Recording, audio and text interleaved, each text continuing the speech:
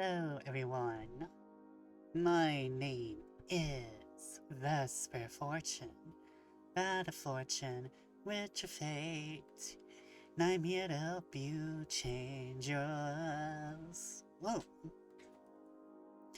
I hope everyone's doing alright tonight despite circumstances. Despite circumstances we will not speak about, but are incredibly apparent. it's just best to not think about for right now. We did not come here for that. I hope everyone's doing okay despite that. I've been having a wonderful time today on a Red Note. I need to learn Mandarin. I've been refreshing, and I don't know, I just kind of I like TikTok, but I never 100% did like vibe there. But I am thoroughly enjoying Red Note for some reason. I guess because like I felt like I had to get TikTok, but I was like, you know, I should probably get Red Note, and like I don't know, the vibe is just different. Yeah, I'm feeling pretty messed up overall, but just trying to be hyped about the weekend. Yeah. I've also been productive today. I have been uh I managed to be productive. It's like I was productive despite my asthma. Despite my asthma. So like I managed to work on my friend's skirt mod for FF14, which has and I screwed up a little bit, but it's okay because this is like my first upscale. So like what has happened is that I did not do the armatures right. I think it's the armatures I did not do right. So like that's what happened with that. I need to match some productivity. I'm also going to, I think either tonight or tomorrow, I'm gonna focus on the outfit I want for my chibi model for Kaylin, because I haven't really worked on that because I was like, I'm not gonna bother them while the family emergency's happening, and now the family emergency is over, and I don't have. I think it's because like I was like, what if I don't want to be this? Because like I've been like trying to sell on a style. Because I didn't have anything ready in case I won. I was like, I'm not gonna win, and I won, and I'm unprepared. I'm still unprepared, and I procrastinate. And so like, but I'm selling on a design because it's just like forming in my head now. And so it's like, okay, yeah, this is what I want. I can never escape my Victorian fantasies. I can't escape the want to be a fashionable Victorian person. I can't escape my need to be Seal Phantom Hive. I can't escape my need to be Seal Phantom Hive.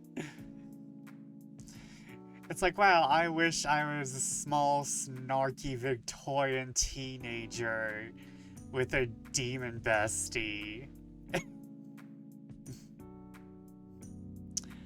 though everyone had, though I'm pretty sure lots of people had that fantasy. I'm pretty sure that's normal.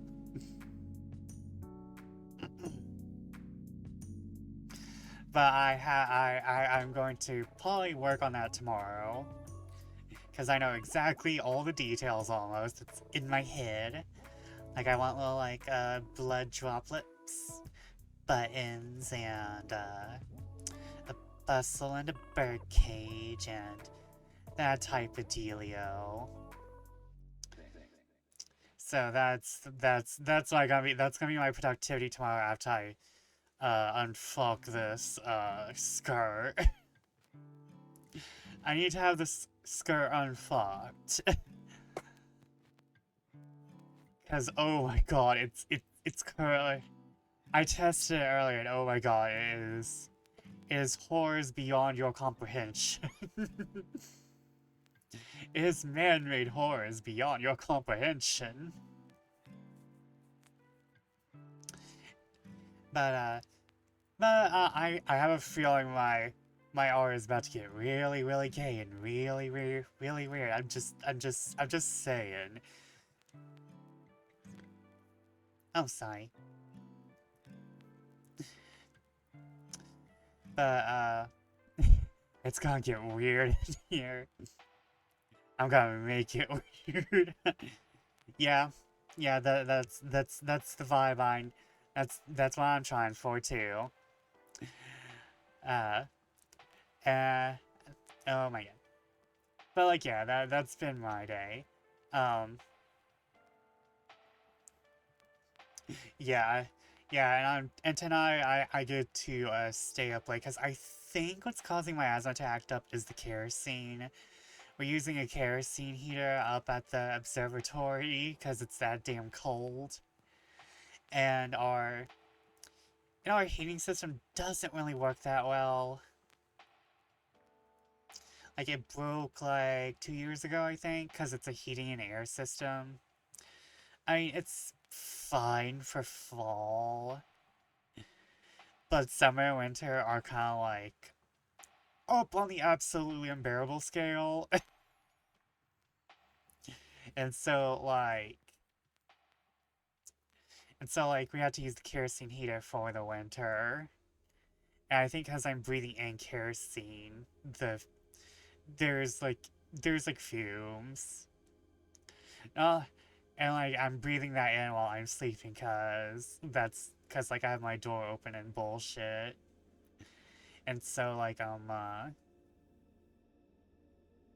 breathing that in, and I think that's what's acting up my asthma. I'm not like 100% sure. I'm not a doctor. I'm a fortune teller, not a doctor. Which is kind of which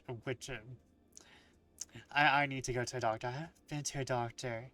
Well, no, I went to a doctor for my asthma attacks last year, but I don't really consider that. I mean, they were a real doctor, but it was more of I don't want to say emergency care. It was oh go to this place, pay $100 for a checkup kind of deal. I haven't been to an actual doctor. I'm not even sure if I have like a primary caregiver anymore. The last time I went to them when I was 18. I've been 29. Wink, wink. For so like yeah. Last time I was at a doctor was when I was 18. So that's fun. The last time I went to a doctor, I could still go to a pediatrician.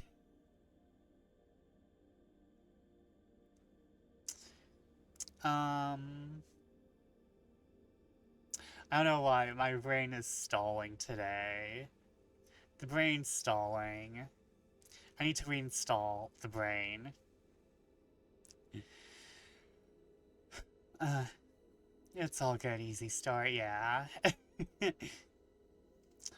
I just kind of not, but I'm just kind of glad I could get like an early start today, cause it's been a while since I streamed for like more than like 3 hours.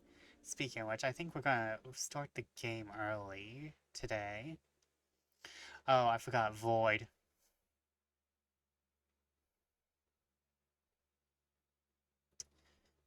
I might make a new scene for when we need to learn Japanese, cause I don't like turning all this shit on and off.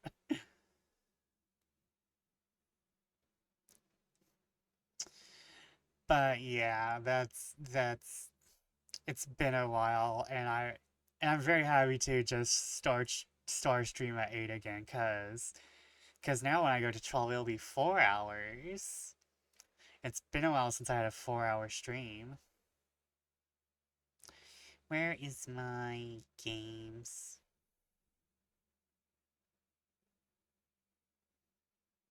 Where's my games?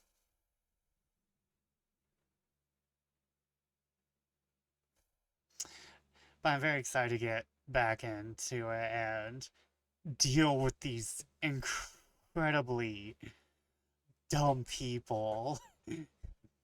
These incredibly dumb, dramatic people. This soap opera of ghosts. It's not even just like literal ghosts, there's metaphorical ghosts in here too.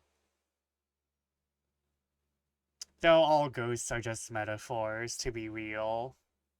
Unless it's like a B movie, then a ghost is a ghost, usually. A ghost is a ghost, of that doesn't really work when ghost doesn't rhyme with course.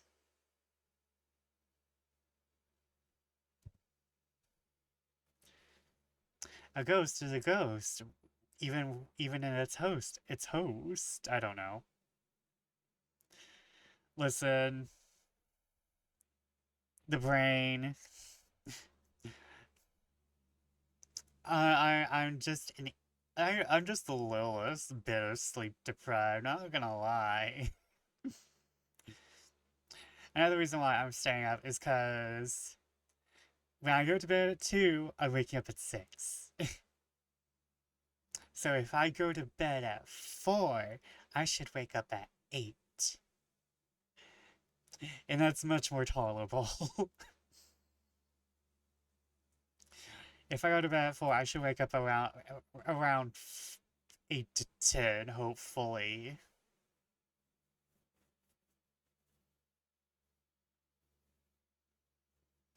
I feel like 4 hours of sleep is not a good idea. It's not like I have a choice. For some odd reason, whenever the asthma acts up, it's usually around after um 4 hours of sleep. I wake up. Can't control it. I think it's because like that's like the maximum amount of kerosene I can take in, and that wakes me up.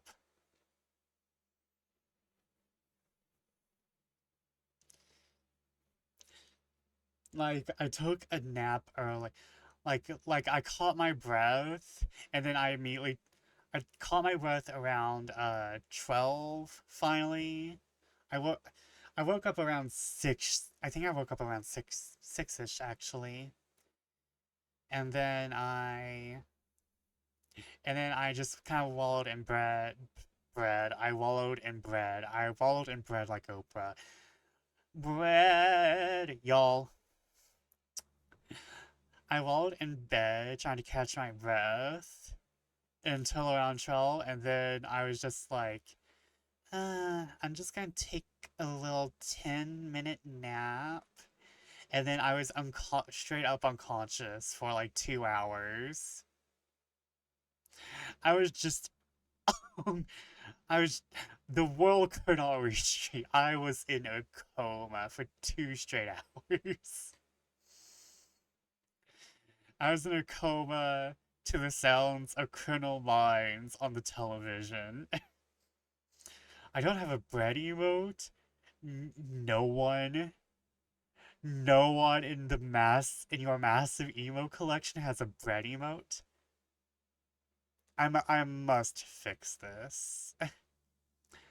I must have a bread emote. I like bread enough. I mean, it could be bread with just a singular E. I would not put that past any VTuber.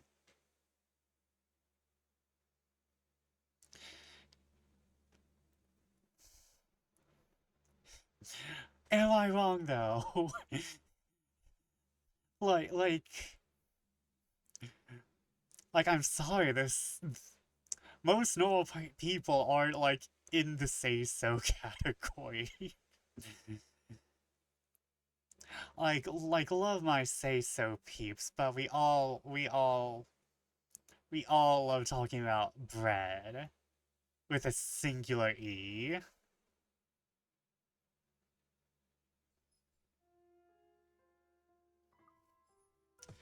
I actually joined a group for say so VTubers because there isn't really a lot of us. Aw. I kind of feel bad for a lot of say so VTubers because it's really hard to be say so. Because most of your VTuber friends are not gonna be say so. Like, I don't want to say so's out of the norm, but like, say so is more of like an active thing you have to be at. Meanwhile, a lot of people just lean towards a lot of not lewd, but just I don't want to say normal, but uncontrolled talking. And I am staring at you, camera, please. Absolute, yeah, it's kind of, it's meant to be friendly for everyone to watch. Meanwhile, I don't tend towards lewd. I wouldn't call myself a lewd streamer by any means, but I'm like in between. I'm in between lewd and, just like talking about sex is a norm for me. Is it really a stream if I'm not mentioning men?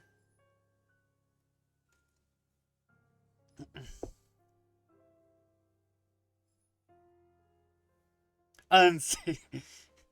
that that's that, that's that's probably an understatement.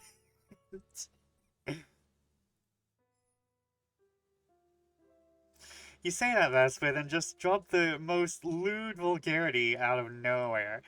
To be fair, I could be more unhinged, but I don't want the parrot bats to get worried. Listen, if I was living with a bestie, I might have to like rebrand because I'd be so unhinged.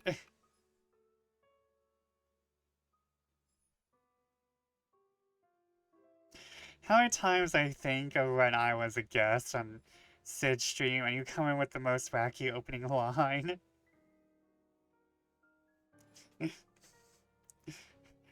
T- to be fair, I'm not that smart or entertaining on my own streams. I'm always smart and entertaining when I'm in someone else's chat.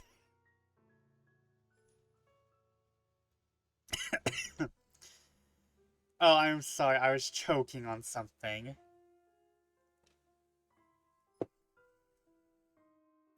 It was my water.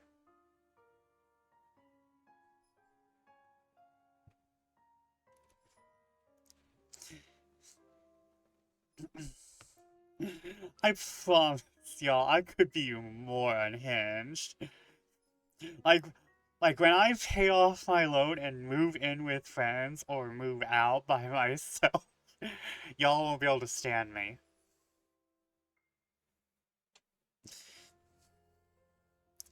I will, I can't wait.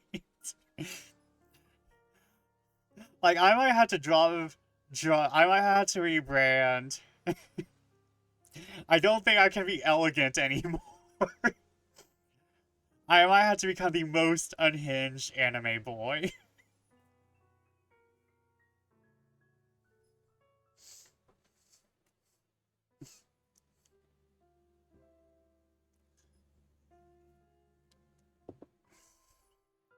Okay,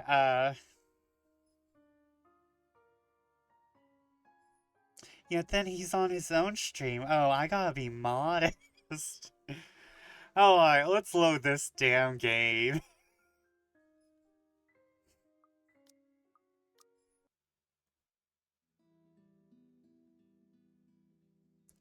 Alright, we're with these fucks. I'll be downstairs in a minute. Confusion briefly flashes in her eyes as she catches the keys he tosses over. But he doesn't give her an answer and waves for her to go ahead. How sure are you I won't be driving away with your Shirley? Oh, wait, let me make sure of something. Okay, yes, I did unmute my desktop audio. You don't even have a license. Do you even know how to? Papa taught me how. I'm probably a better driver than you. See you later, Zach. Thanks for the food. Always has to have the last word, don't you? You're welcome. I'll send you the recipe for the potatoes tonight. I asked the food we had after he had nothing in his kitchen.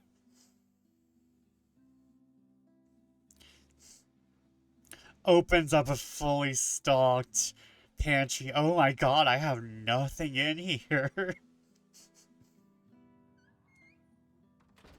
A grin is back on her face when she leaves and closes the door behind her. I surely doubt you drive off with that. Like that his idea of nothing is like more than most. Yeah. Again, I think cooking is his hobby, so it's like, oh my god, I don't have my usual potatoes. Well, I guess I just gotta use these like Idaho potatoes in place of these reds. Oh my god. I love my soft and red potatoes. For a little while after we're left alone, Ash goes wholly quiet, listening, waiting for remaining footsteps in the hall to fade. Me with nothing in the kitchen. At least I have condiments. Yes, it's time for ketchup stew. The early amusement is gone from his face, replaced by what I can only describe as trepidation. To be fair, though, like many people, we do use ketchup in stews.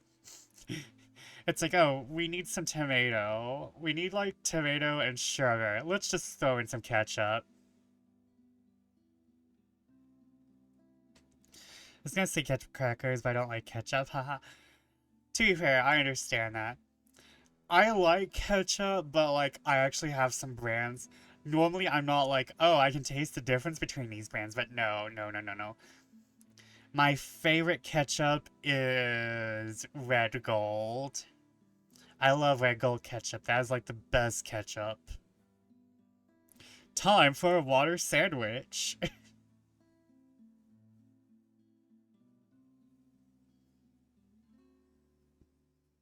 Oh gee, I have a family member put ketchup in the split pea soup.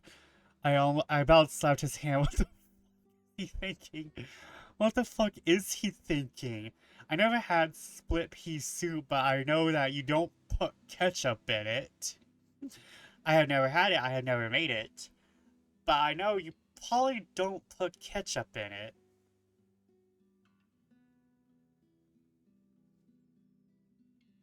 You put the ketchup in the pot. Put in your own bowl, god damn it. Yes, here comes the villager at the harvest festival with the poison mushroom about to throw in the damn pot. It's like, no, if you're going to poison yourself, do it to yourself, not the whole damn village. Ever had a Whataburger ketchup? No, I don't. We don't have Whataburgers near the observatory. I think that might be. No, wait. I was about to say that might be a West Coast thing, but I know you're not on the West Coast, so I just don't think we have one near us.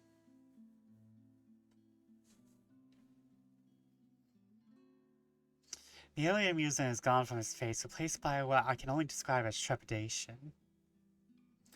I know that look all too well.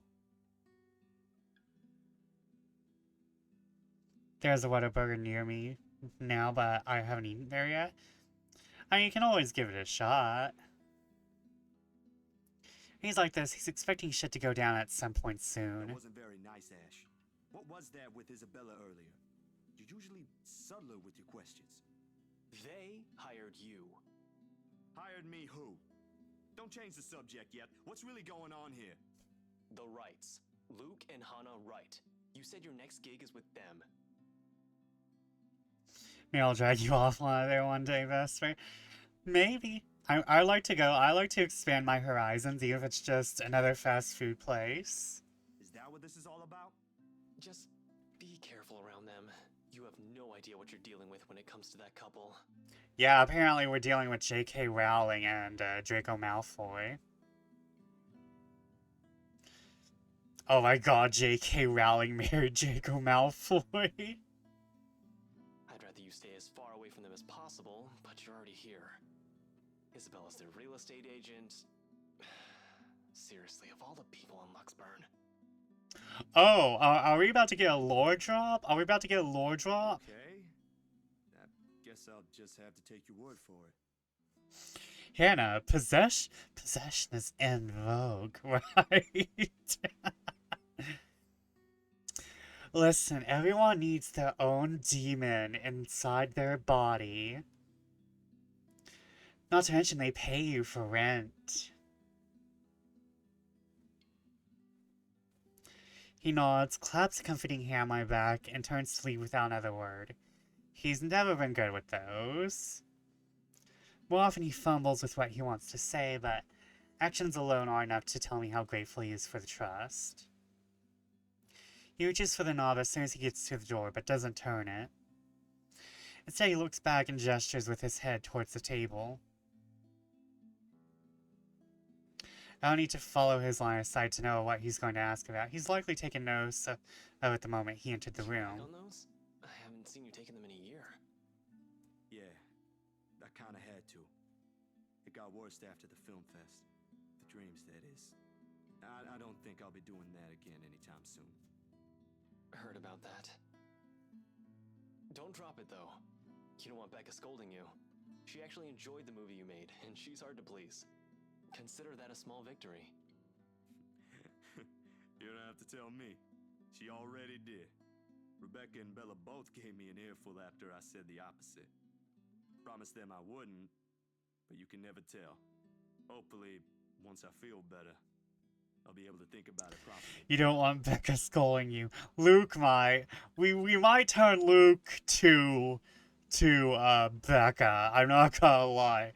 Now that we have Hannah accidentally possessed, we might want to save Luke just a little. Speaking of Bella, she didn't open up to me, but maybe with you and Rebecca. Yeah, I'll try. I can't promise anything, but I'll talk to her. Thanks. That's all I'm asking. I mean, I did look up the romance pairings, and Luke could get with Becca. A mild drowse sweeps into the room as I close the door behind him, slightly disturbing the papers on the nearby fridge.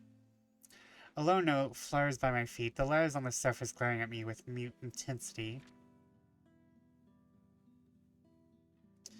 Oh my god! Mansion. Hannah Wright, 11 a.m. for luxury living. You beat me to it. Oh my god! After Ashton's warnings, they all hold a different meaning now. I think I accidentally skipped over something. Oh, okay.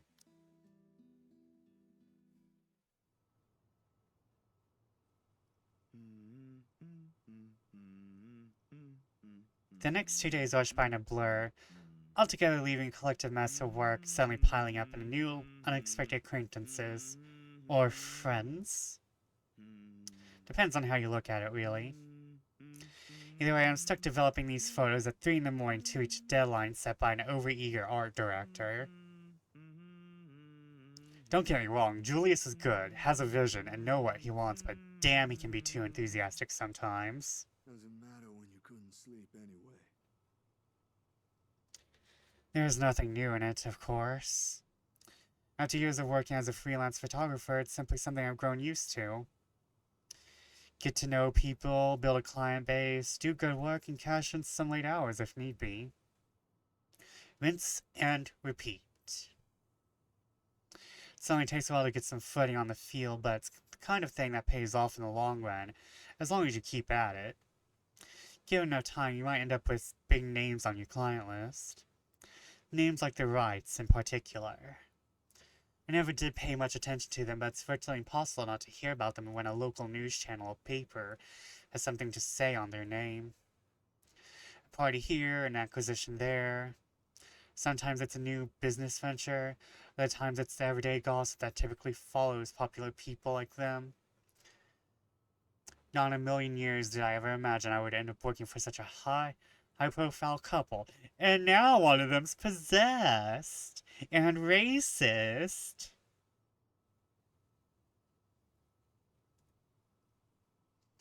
Between that and the fuss that comes with it leaves me no time to ponder over what happened to Isabella, or why Ash is so adamant we keep away from the pair. They do seem like the good folk, though, despite the whole fame thing. Oh wait, we are on.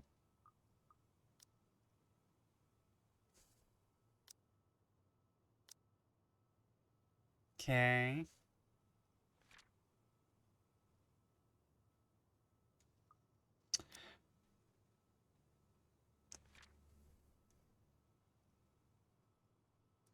Okay, so the 29th is when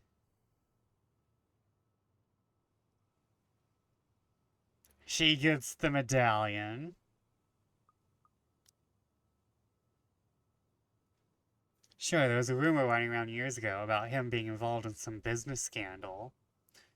But just like every other gossip blown out of proportion by the media, nothing came of it, and eventually it simply died down. Much is definitely left to be said for the husband, but I doubt a woman like Miss Wright would pick him if he doesn't have any good points at all. Miss Wright, Hannah herself, though, she ain't particularly bad the way the press makes her out to be. The tabloids had it all wrong for sure. For someone born with a silver spoon in her mouth, well, she ain't exactly what I was expecting. Among other things, a newfound friendship is what I least expected from her, but here we are. Oh, don't worry, the friendship's dead. The friendship's about to die. No worries.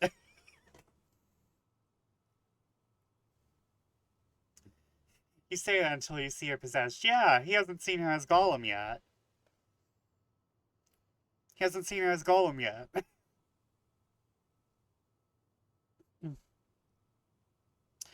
Although with a life as public as the Wrights, it's no wonder the woman who often gets the crappy end of the stick. I can't help but feel sorry for her. She's a real nice person when given the chance. Yeah, I had to go back because I was like, when the hell did this happen? Yeah. But like when you think about it, yeah, we opened the cellar, we were idiots.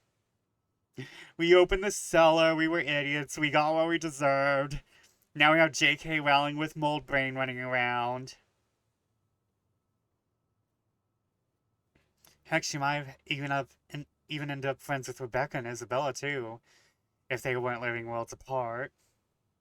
She got J.K. Rowling's hair. Oh no, I think you're right. Probably. Hey, that's the funny thing, Zach. She's already friends with Becca. The beat quickly pulls me back before my thoughts travel any further. In practice motion, I carefully place the wet point I am holding on a drying rack, and amble over to my makeshift darkroom to get the last photos from the water bath. Inside the converted broom closet, the film processor lets out another soft clack before going on its standby mode. At its mouth, a lone photograph sits on the tray, barely visible with the lack of light.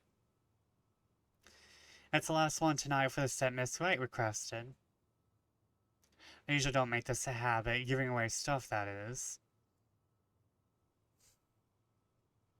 Who was it that Hannah hit on? Everyone. It's bad for the business, no matter how well-intentioned or generous you are. This exception, however. She did treat me well and was a pleasant companion all throughout the shoot. Even if she didn't ask, I would probably given her a few prints just for the hell of it. Becca, or was it Marianne? I don't think she's really flirted with the girls yet. I think she's only flirted with the guys.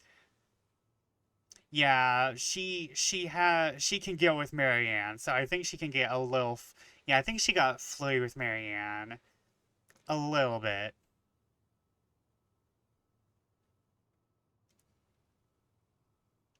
Miswriting such a bad subject matter to begin with. And maybe this is just me, but for someone who has everything in the palm of her hand, all the money in the world, a loving husband, and plenty big mansion to call home, she's lonely. She told Marianne something. She just doesn't appear to like it. She's possessed. It shows in the tone of her voice, how she moves, and most certainly in her smiles. Always hidden behind the glamour for the world to never see. Sometimes for people like her, small things like these helps. A little reminder that the world can be kind too.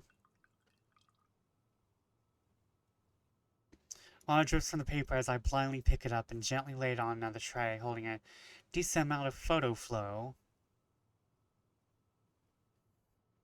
A few seconds under the solution is all it needs before it's ready for drying. No go rushing this last one, even if my body's already screaming for some decent snooze. My hand fumbles for the light switch, moving towards it with familiarity. I fish for a squeegee among the mess of tools on a drawer with the other. The bulb flickers twice before its glow settles and casts a soft light in a tiny space. I glance back down, squeegee in hand, ready to finish the process and finally call it a night. What on earth?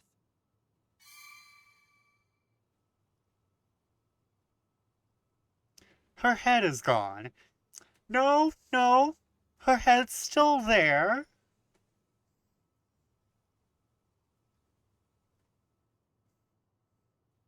Oh, indeed, oh. They really said we're just gonna throw some Photoshop on it. They really said just use the blur tool and a little bit of the... They really said we're just gonna use the blur tool and the swirl tool a little. Just use a little bit of Photoshop, it'll be fine. That's a hand of wearing ghosty. Liquefy this bitch. Liquefy the slut. Yeah, no, I'm pretty sure that's liquefy and blur.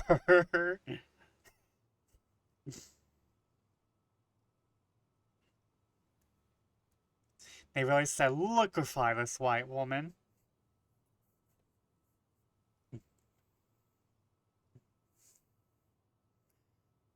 Blurred and distorted by beyond recognition, rather. Is the background liquefied too? A little bit.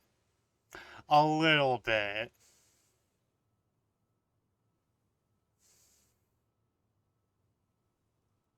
Mostly this area. I think the top stair looks pretty weird, yeah. Yeah, no, I think they... Well, I think, because, like, this right here, this looks fine. Well, this, like, little, like, liquefy here. That's fine. So, like, what I think happened is that they kind of, like, liquefied around this area, but then totally forgot about this area. And they already made this entire area one layer. So they were like, okay, we just gotta do this. They had merged the layers. Before because this right here, this looks like they kind of just, this was a separate layer before they did this. Or either that, or they had actually already merged all of it. And like, oh no, this entire thing was merged layers, because look at this step. Oh, they merged the layers beforehand. Oh no. The area completely smudged over, leaving no trace of trace of the same sweet smile the good woman carried in all her previous prints. Damn, that was too careless. Common mistake to make, of course, if one is negligent enough to pick a newly processed photo in the dark like I apparently did. Has happened before, loads of times actually.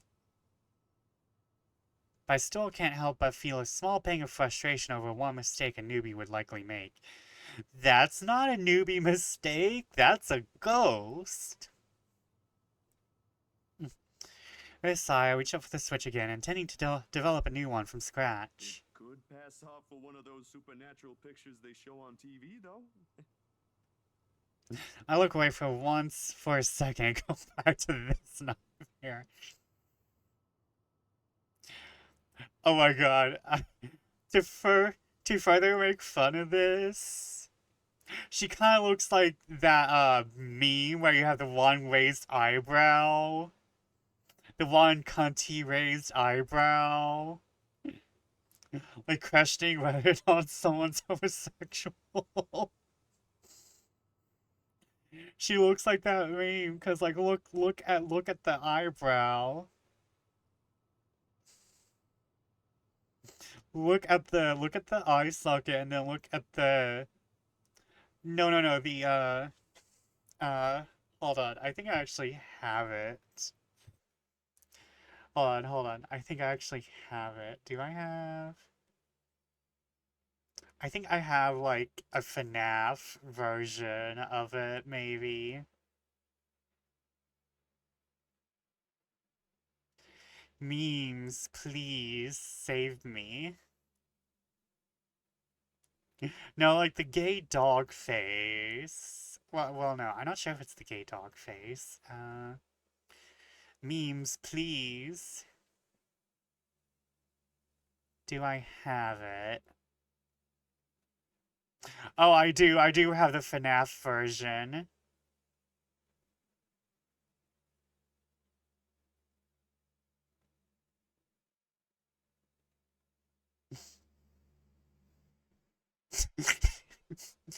It would be very wonderful if Twitch made this my thumbnail right now. This is the face I'm talking about. Cause like look at the shape of the eyebrow. Hold on, I'll get the original. I'll get the original.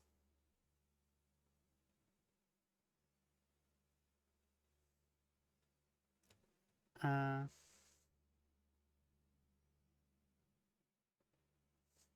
is it that one? No. Well, I remember the one of the originals, like, oh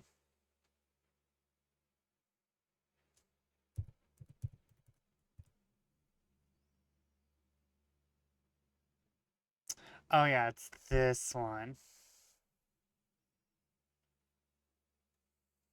The Dutch Hound.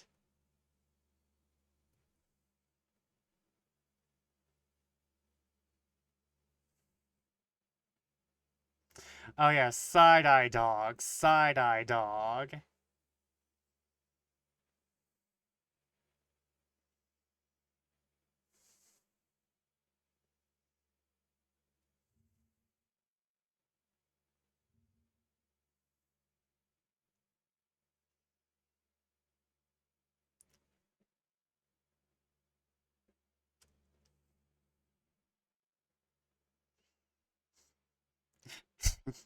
Like, Vess, would you ever have a stream that's on point?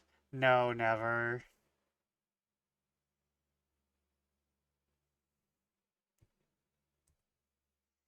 This one. This is the original, I think.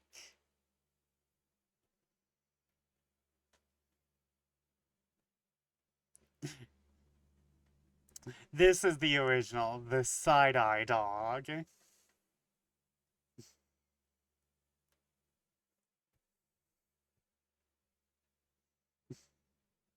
So like, does that? Uh, And this like side-eye dog just made everyone else make side-eye things. You ruined the creepy picture. My dog does that to me every day. You ruined the creepy picture. I the picture ruins itself, to be fair. The picture ruins itself, to be fair. I might make a clip of this for, I might make a clip of this for Red Note. I just need to find someplace with really good Mandarin translation. Okay, let me see what you were talking about. Yes, that eyebrow, yes. Yes, that's the one I was talking about.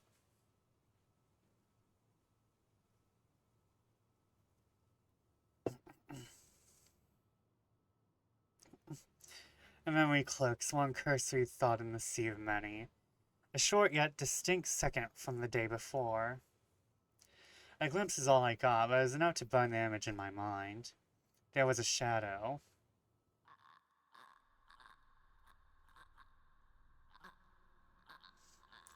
No. A woman.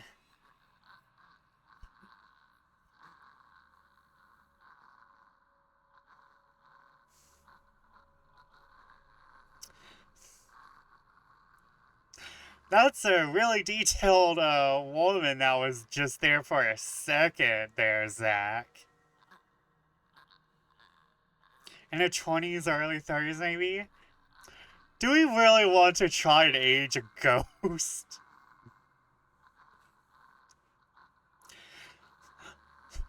She's in her 20s, early 30s. Dude, her brain's leaking out of her skull. Zach's writing a ghost holding profile. To be fair, Danny Phantom.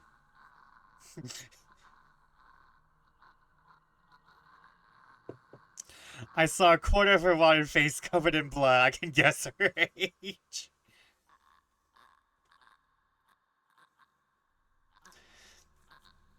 But with how far gone her flesh alone has become, it's not possible to tell at first glance. Single 20-something ghosts in your area. Call now. There are hot singles in your area. They all died. Long ago. On a night just like this one.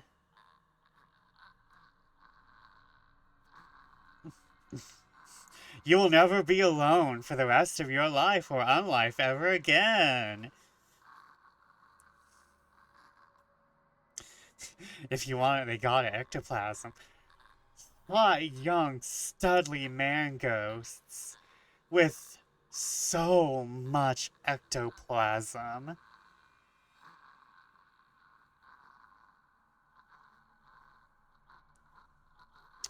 To be fair, if the ghost is hot enough, give me that ectoplasm, you know?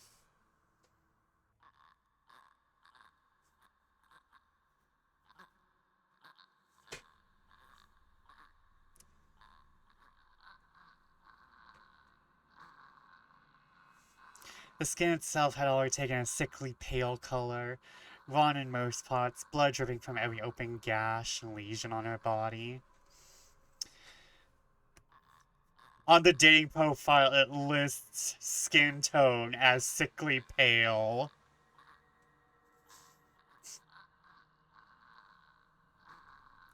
Bony hands grip Miss Wright's neck like a noose, staining the skin underneath it with a vibrant shade of scarlet.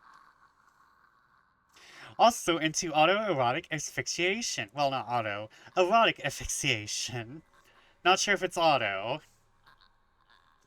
Nothing but malice fills the gleam in her eyes.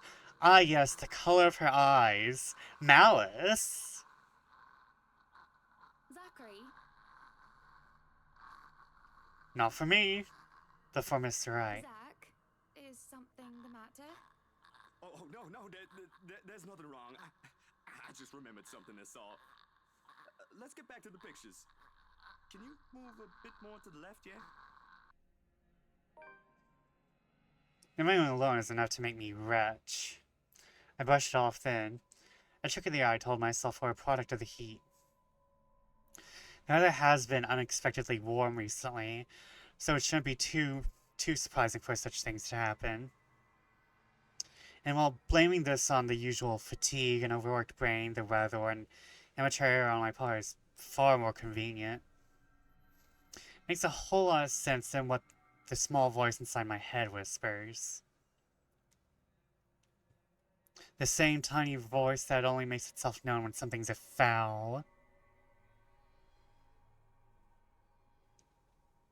The same one that lent a curious ear to Isabella's worries about the mansion.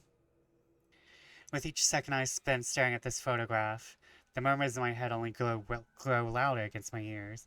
I know when it gets hot here, there are tons of hot ghosts around. Like I said, hot singles in your area.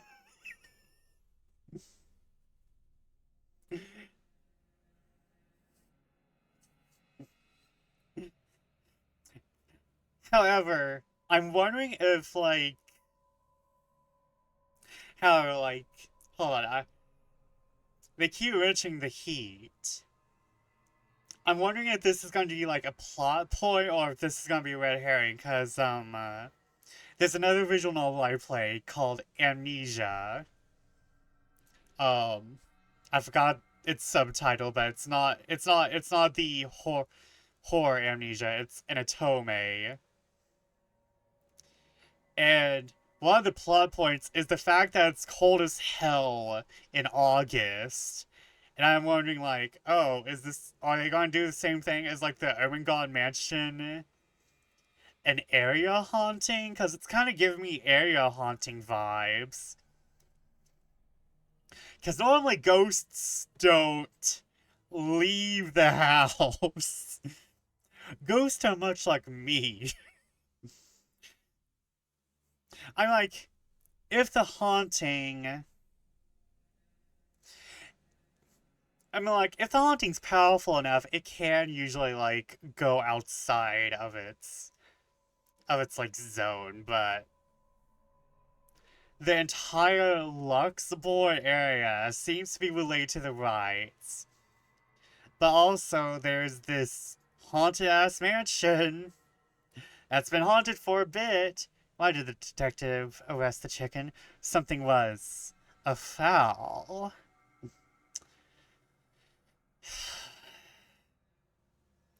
To the pung cage with thee.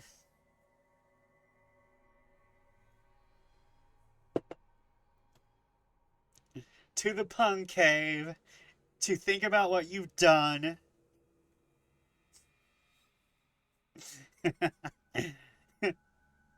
And thank you, I will stretch. And with each second I spend staring at this photograph, the murmurs in my head only grow louder against my ears. Someone has to know.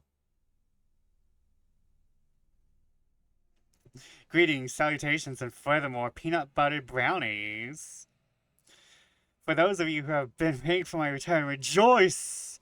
For those of you who do art, commissions, hang tight. For those of you who are tired of this entrance, too bad. For everyone else, hi. Oh, this is my first time getting this. Hello. Welcome in, RX. How are you tonight? How are you tonight? You came just in time. We're about to make some more bad decisions. We're playing the horrible game tonight.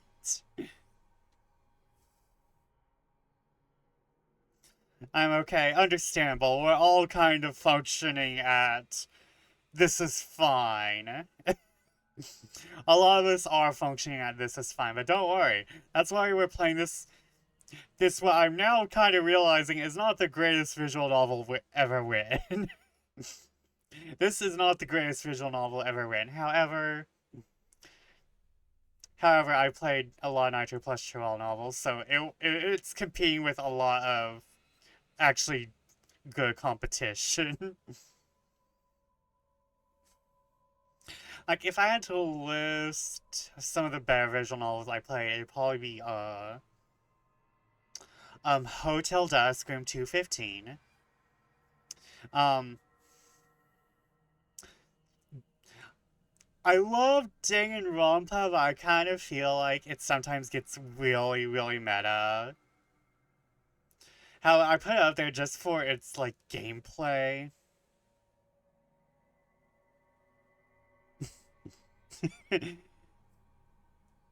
Yes, this is the Falcon Crest. Falcon Crest, one, yes. However, I don't know why, but I think I want to list Lamento Beyond the Void as like my favorite visual novel of all time for some reason. Even though I haven't gotten past I've gotten all the endings with Asado, and I haven't been able to play again since if I just keep seeing Asado smile, I'm just like, I can't turn him down. He's my boy. His smile makes life worth living. I must stay on this earth for Asado. Oh no, we have ads. Well, I love the cover art for Lamento. Yes, Lamento Beyond the Void. Okay, hold on. I'll show it for everyone since we're on ads. Or, well, I'll show it for everyone to, like, look at when we come back from ads. I hadn't heard of it, so I looked it up. Yeah, it's like my favorite. I've I love Dramatical Murder. It got me into the whole Nitro plus Chihuahua thing. But I think I like Lamento, even though it's so much more traditional in like its delivery system. So like, let me show the cover art for everyone who has subs. I'll like keep this up until we come back. Give me the big art.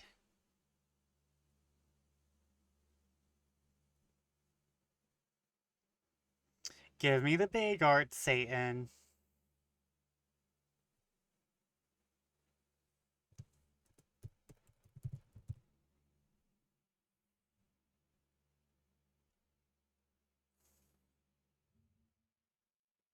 There we go.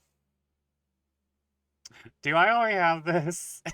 Apparently I already have this in my computer. I thought I wouldn't have this on hand, but apparently I do. Okay, I guess that's just how I am. I now have two copies.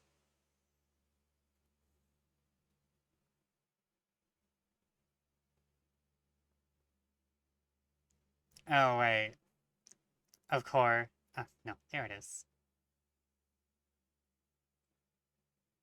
Boop. Boop. This is like one of my favorite visual novels ever. Please play it if you can. I want to play it on my I want to play it because there is boy penis. Because there is penis in it, I can't play it on stream. Well, it's not just the penis. There's fucking. There's fucking. Okay, so like everyone who's back from ads, I was talking about Lamento, and this is the cover art for Lamento. And like I'll give like a synopsis real quick.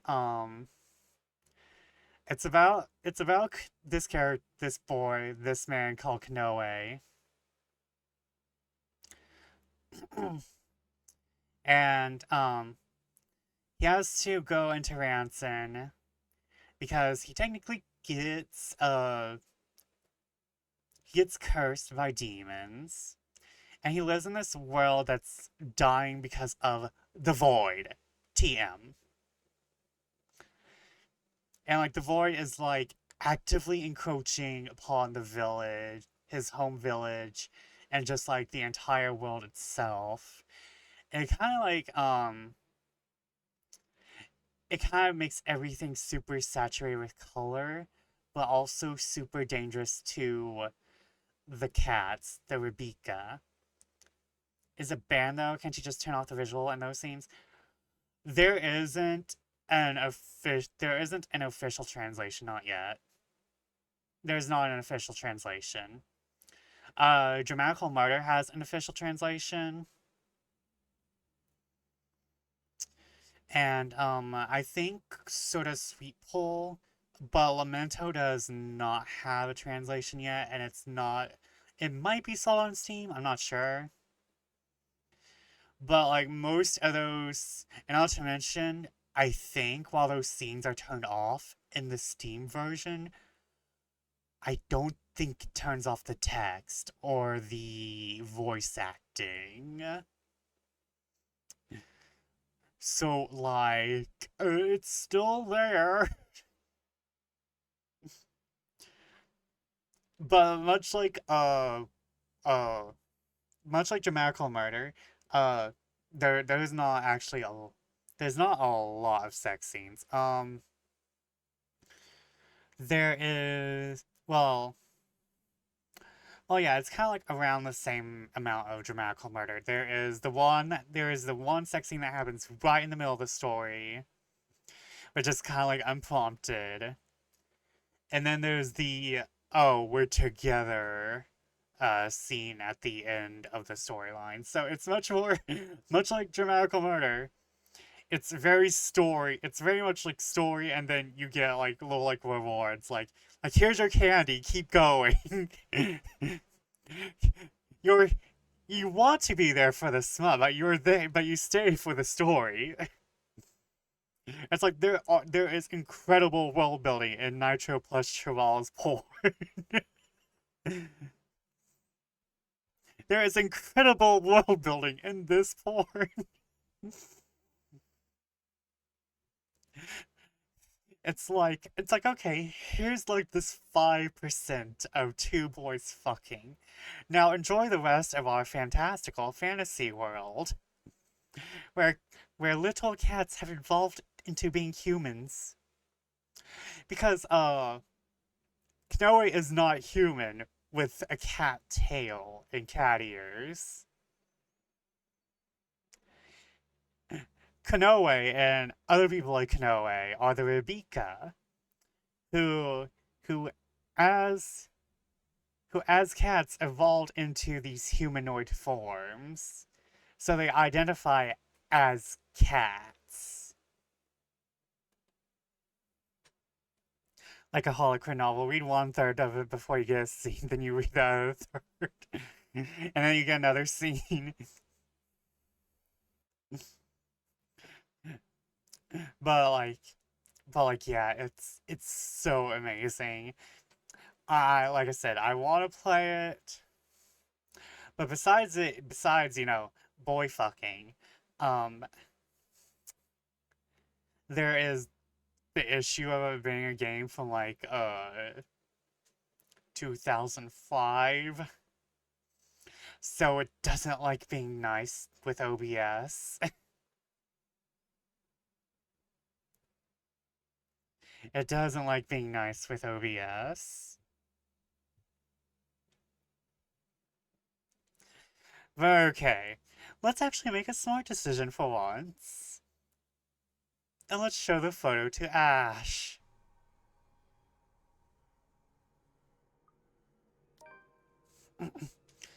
Ash will give me flack for this, he will. I can only hear what he's going to say about this the moment I bring it up. Hell, before he even sees anything, I'll wager. The guy is a skeptic through and through, and it'll take more than my account for him to even consider this. Or when you've been there, seen something enough to raise hairs at the back of your neck, leave you wanting to flee or hide, what he thinks is the least of my concerns. I am no hero, that's a title best reserved for someone else. Still, if this will help him change his mind, it's worth a try. Please don't tell me the true ending is just trying to get Ash to believe in ghosts. Isabella's gone and done the same thing, didn't she?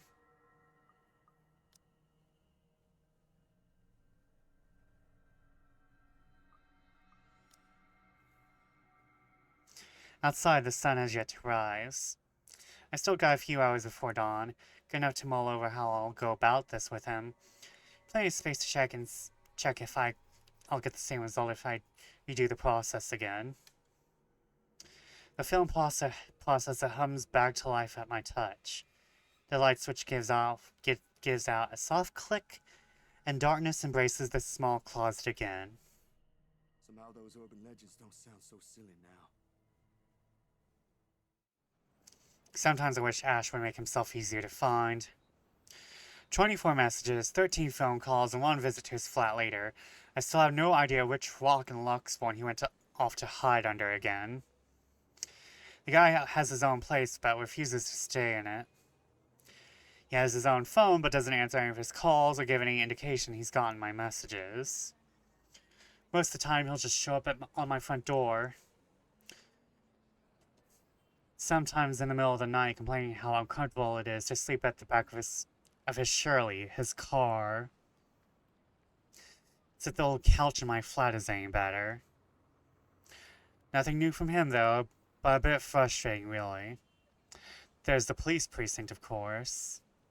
Then again, he's not there most of the time either. If that's also true for today, he's likely on another stakeout. Where is this man going? Where is this man going in his life? There's nothing much to do for me but wait if that's the case. Imagine telling Hannah, hey, this is how you really look. Wait, is Ash a cop? He's a detective. So, he's very uncomfortably adjacent. He's very uncomfortably adjacent. Let's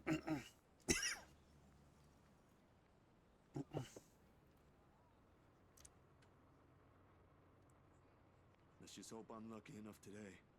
I like to state this is before the collective unconscious was like, cops are awful. Though, to be fair, the collective unconscious before, like, 2018 was also, cops are awful.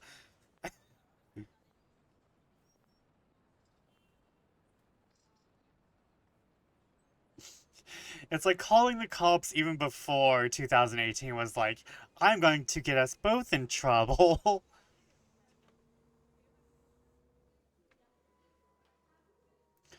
While Luxborn is a relatively peaceful city, boasting a low crime rate, its precinct stays abuzz with activity.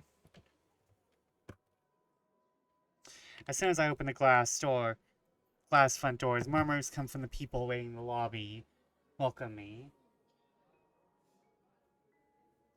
Officers can be occasionally seen shuffling in and out of rooms, greeting civilians with a casual smile and a polite nod. Some, though, look a little worse for wear, like their receptionist, who looked at me with much disdain the moment I arrived. Thankfully, I won't have to deal with him today. Before I can even step in, Ashton's voice, though low, comes from the hallway adjacent to the lobby. Not even for just 1 minute? There's a jail cell right there in the ready room. I think it's probably a holding cell. This isn't like,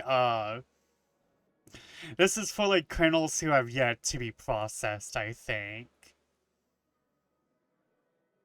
However, I'm not sure. I do think it's bad design. No. The case was dismissed, remember? No. EA. You were the one handling that case. If you want access to those records, you've got to ask Chief. I was taken off it before shit went to hell. Bugs Bunny sounding no. She is tired. Why do you even bother? Even Professor Clark seems to have given up on that. Well, never mind, you won't understand. Right. I know you owe Professor Clark a lot, but the right guy isn't just someone you mess with. Oh. Lore. Lore. Lore. Lore. Backstory. Lore. They've got the money. Who knows what else gets swept under the rug with them involved? Just that he's rich as all. That takes a special kind of ignorant not to know. And a smart person to know which boundaries he can't cross.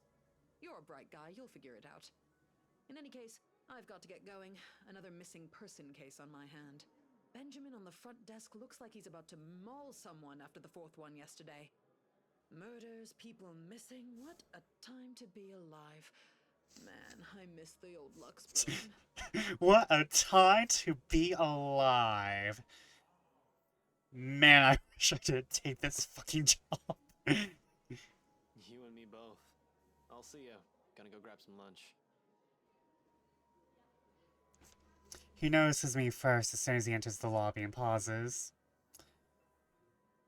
Confusion briefly crosses his face until I fish out the phone from my pocket and wave it up.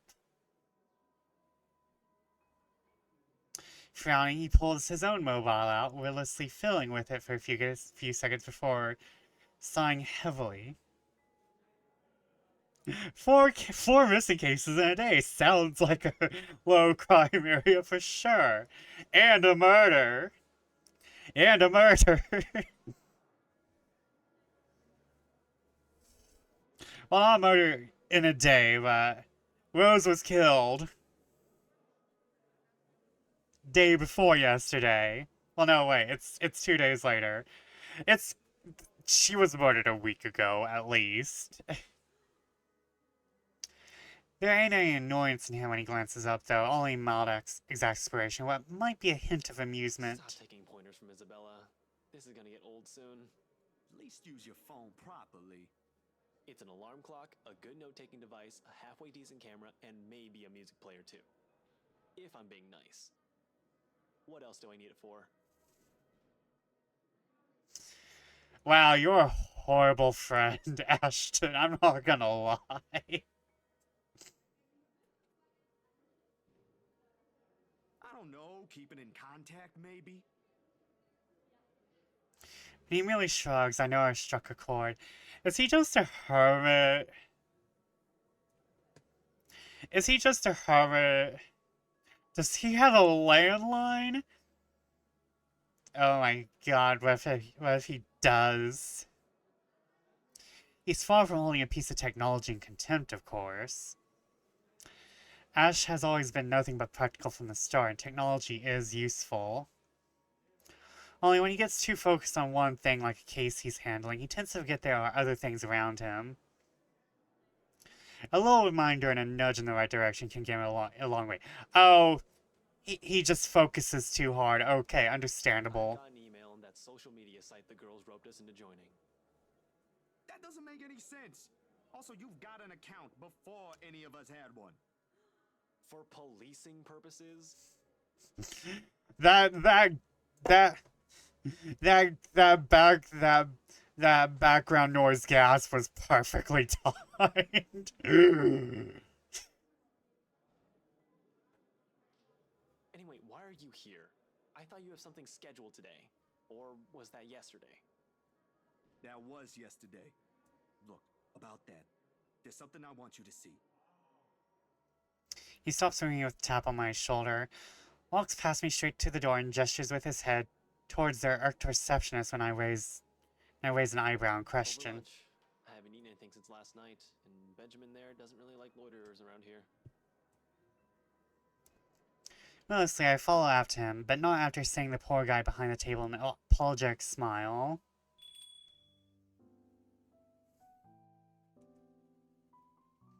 As expected, he takes a seat in the farthest corner of the cafe, a good way from the window, but easily allows a view of who comes and goes.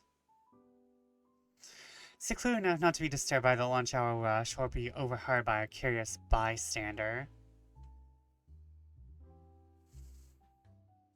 If I didn't know this was lunch he invited me to, I would automatically assume I got dragged into another stakeout.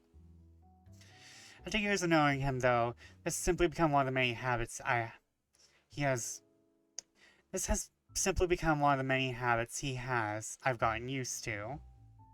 Oh no. Twitch! Let me look at my own fucking clips.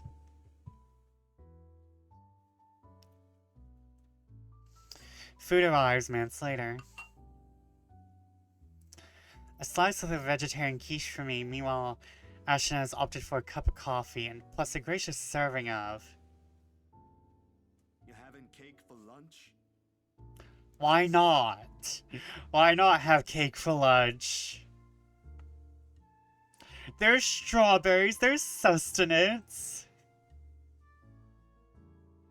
How this looks like really this looks like rich people food. I'm gonna be real. Flowers? Those look like plumeria. And I'm not sure, but I think plumerias are poisonous. Wait, look at the... Ashton! It has an anime boy. I think that's supposed to be Ashton.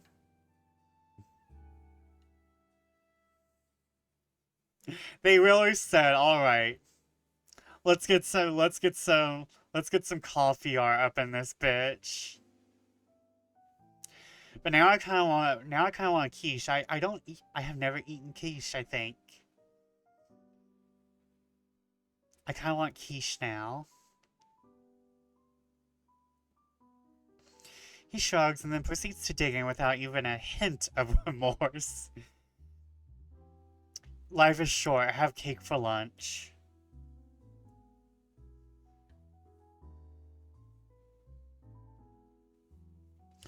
Most of the time at quiche, it feels like the egg isn't cooked enough. I don't like it.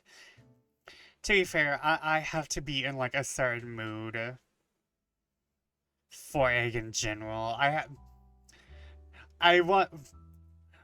When I was younger, like I said, I can't eat shrimp anymore because I never recovered from my food intolerance from it.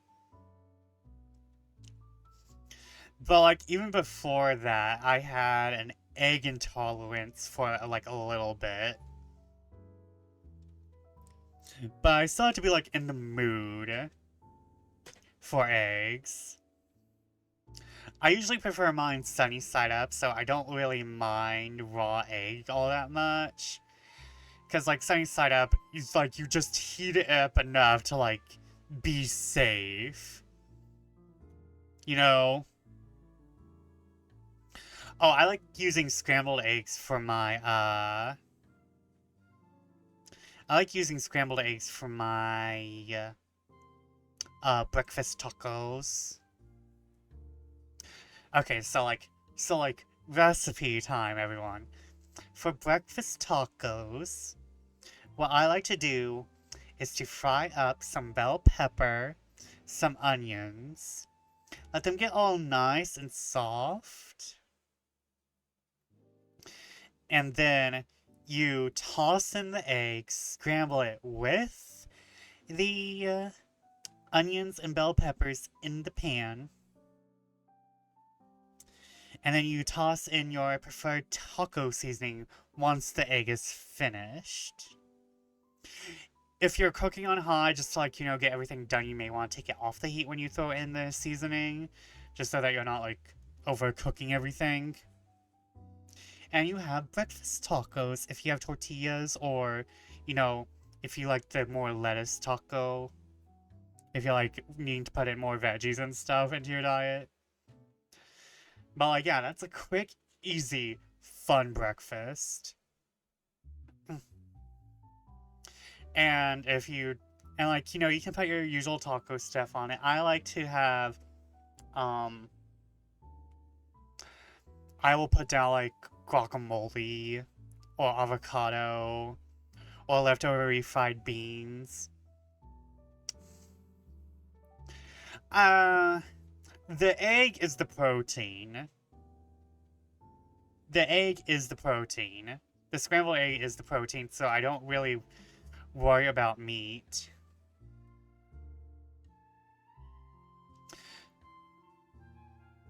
And like usually I will make enough for like either like one really filled up taco or like two like medium filled up tacos.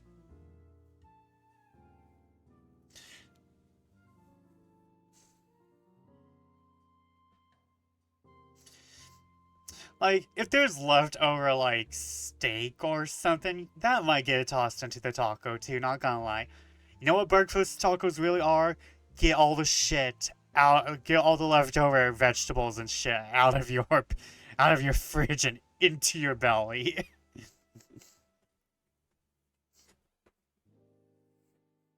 Yeah, it's one of the ways you clean up the fridge. Like, one of my favorite things to do with cooking is just reusing leftovers. I'm sorry. I'm enjoying ranting. I'm taking a lot from I'm taking a lot from System Chalk. New donation from totally not the RX fan. I wonder who that could be. Do something like that. I call it spaghetti whatever.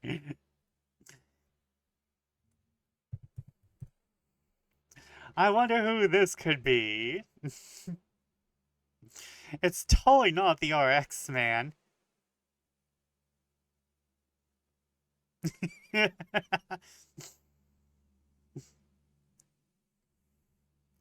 yeah, I totally like just putting bullshit in like spaghetti sauce too.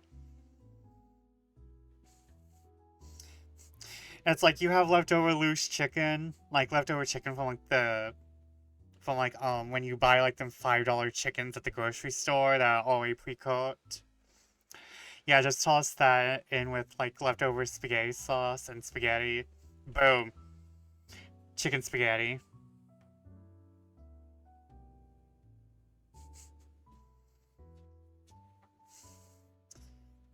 Also like I'm also like one of those people who like makes like really shitty pizzas with leftover spaghetti sauce and tortillas. Other treats like that include Alfredo sauce, barbecue sauce, and ranch. True. Frankly, it's like seeing a child get his Christmas present early. Don't tell Becca. I'll get an earful. It's just for today. You should listen to her, though. The kind of work you do, you'll need to eat something other than sweets. I don't want to see you drop dead in front of my apartment again. I told you, just this once. Have you been hanging out with Becca lately? You're beginning to sound like her. I spent my time in the Midwest. I've had enough rich to listen to 50. I understand that. Okay, question. Does anyone like ranch on their tacos? Nah, just for some recipes. But she has the right to worry, you know? It's like she's taking care of two kids. One bitches on sweets, while the other on cup noodles. At least Bella knows how to cook. Hey, I can at least boil something. Is that all you can do? Ash? I don't think I've ever tried that. Then again, I didn't eat tacos other than Taco Bell when I lived in Ohio. With chicken. Yeah, loose beef tacos is what I normally eat. But like, if I'm just like tossing stuff together, like I'm making more of a salad and I'm just putting it on a tortilla shell. Yeah, that's also a good time just for ranch and stuff. It's like, it's a taco. No, you just stuffed a salad inside a tortilla shell, let's be real. Wait, that's easy, right? I mean, you just put water in and... No, don't even think about it. You destroyed your own kitchen once by sticking a pressure cooker on it. I think my sister is a whole lot better than you. And this is coming from someone who has no other choice but to eat her cooking for some time. To be fair, he generally appears offended at the last remark. He will be too strong of a word to describe how Sis and him usually interact whenever they're in the same room.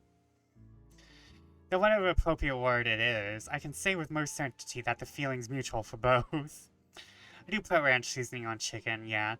I like ranch with my chicken.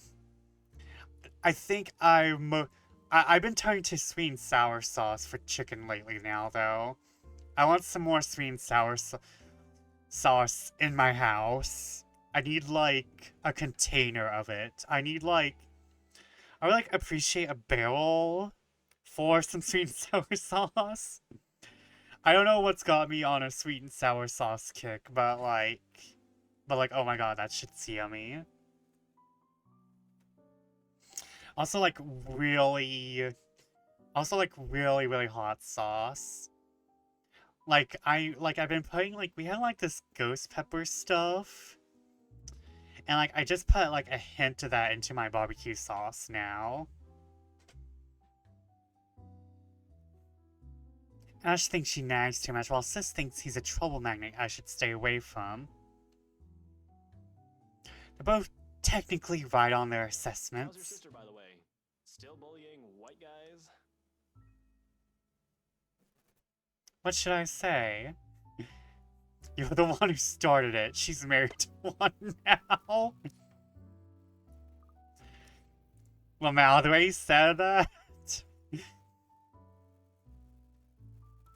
White guys. Wendy says ghost pepper ranch. Ooh, that sounds yummy.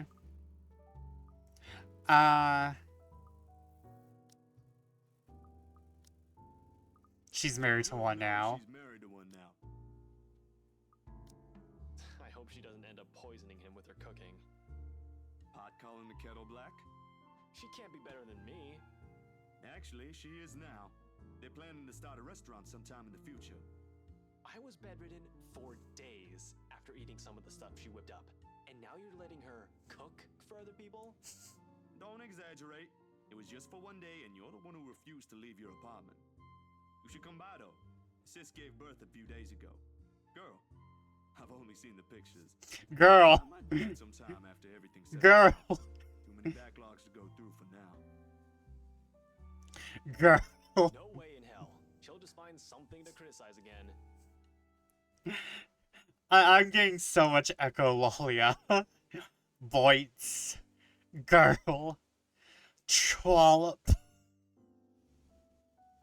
Last time, it was Shirley. He makes a show of being utterly mortified, though I'm quite sure he doesn't mean any of that. He might not say it straight out, but I'm pretty sure he's enjoying the small visits whenever he can. Something about it reminds him of his own family.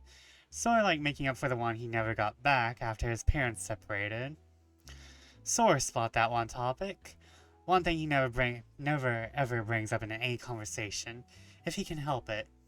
I've never seen the need to be nosy. There are some wounds you are just not meant to open, and for the both of us, the sentiment goes the same As way. if you ain't already on a shit list. You're just afraid of her. In your dreams. But I'll think about it. Can't just drop this thing at the moment. His change in tone is subtle, but his aggravation over the matter hangs completely palpable in the air. No closer. The opposite, actually. There's been some slip-ups here and there. Careless mistakes, and let's just say I'm waiting for him to make another one. What about you? How are things on your end? All piled up on top of the other. But I can manage. Still recovering from the expenses for the movie, so the surge in new projects helps. And well, there's this one thing. The expression on his face grows more puzzled with each photo I spread on the table. Having hallucinations. You know, this liquefied bitch right here. I love how we can only see 3 photos that it's like we know all the photos have been changed, but it's like, oh, you only get to see 3 of them. There's about 8 of them. All of it reprints of the same thing. Miss Wright's distorted head on the photos. I have a crush on this demon bitch. She wants to fuck me while her husband's in the cuck chair. And to be real, I think I'm kind of down with that. There's about 8 of them. All reprints of the same thing. Miss Wright's distorted head on the photos. To be fair, let that mouth do. He takes a minute to go through each, eyeing the prints rarely. The furrow on his brow doesn't ease even as he gathers all of it into one pile and sets them in one each stack in front of me with a heavy sigh. Hana, right? Yeah. It's not like she's that distorted, Zach. How did you... The locket. She never takes it off. She never takes it off until she got demonically possessed, that was. Except for now. Dun dun dun! Cue Indian, soap opera, special effects. Evan's family heirloom. I won't even think about asking why or how he knows that. To be fair, you just gotta watch the woman for like a few days. If he's investigating them, he'll likely have already dug up every unimaginable dirt on them, including family history. You done with your work with them? Burb, no worries. Yesterday, yeah. It's just a small feature for a magazine. Interviews, photos, standard stuff, nothing big. But see, here's the thing. I don't know how else to put this out there without sounding crazy, but there really is something odd with that place. Remember the letter? He drags in a breath, reaches up his nose, and pinches it. Like the action alone will help grant him all the patience in the world to continue this conversation. Please tell me this isn't about that again. No, Ash, you've got to listen this time. I am listening, and I can't believe that just came out of your mouth. Ugh, I hate this man. These are some blurred out photos, and that letter is just a stupid prank. I expected this from Isabella, not you. You're the photographer here. I don't see any need to get worked up over this. I know what you mean, but will you hear me out first? Ash leans back on his seat and doesn't say anything further. He gestures for me to continue with a wave of his hand, impatience clearly on his face. Any other person telling them this, and he'll walk out without batting an eye. Suppose the only reason he's giving me the benefit of the doubt is because we know each other. Ash, I don't easily buy into these things as much as you do. Yesterday, though, behind Hana. He blinks at that, his eyebrows lifting momentarily before settling into a deep frown. Hana, since when were you on a first-name basis with the right missus? You know, I really want to try a slice of that cake in the display case. Same. I want this one right here. The one that looks like it has all the gates. The green one is kind of cute too, but the one that looks like it has doors on it is probably the most delicious. I just noticed that this cupcake has a crucifix on it. I just noticed this cupcake has a cross on top of it. Why is the cupcake Christian? Why is the cupcake Christian? I need to know. Is it made with holy water? I guess we can give it to Hannah. Exorcism by cupcake? Why does that even matter? I thought you said this was just a gig. His voice stays level, but the accusation in it is clear as day. Hits a nerve in me somehow, more than that tone usually does.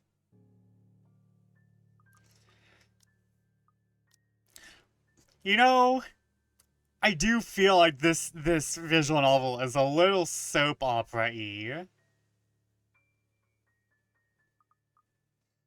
with these choices.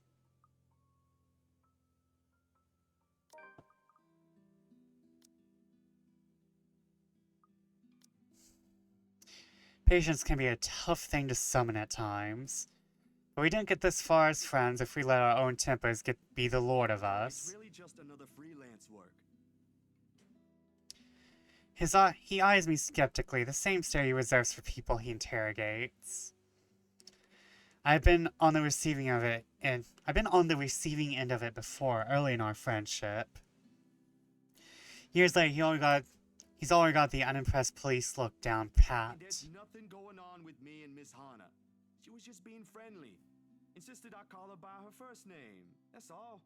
I wasn't implying any of that. You're not that sort of guy. I know, but let's just get that out of the way. The just-in-case elephant in the room scenario, aight? She's a married woman, Jesus! I don't think that would stop Hannah, though.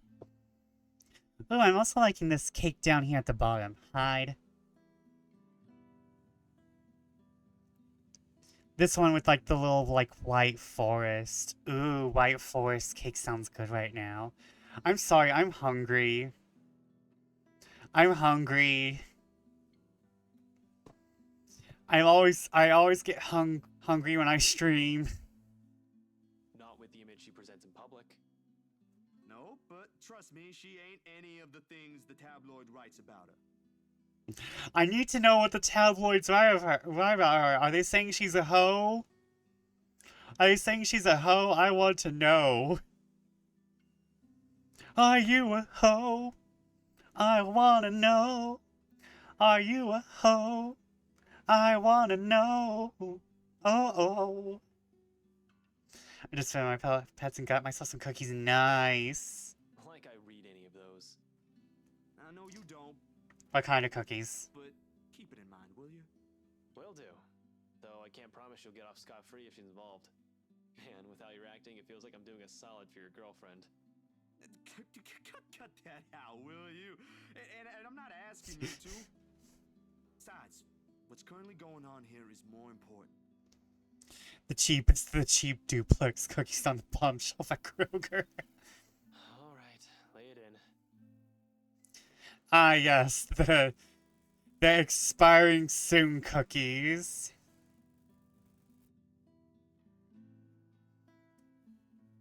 Recounting everything takes the better half of our lunch, but he manages to listen through the entire thing without a snide comment. A feat in itself, actually. At the end of it, Ash merely nods, takes out his phone, and excuses himself. You deserve at least Chips Ahoy. I like them when you leave the package open for a few days and they are less crispy.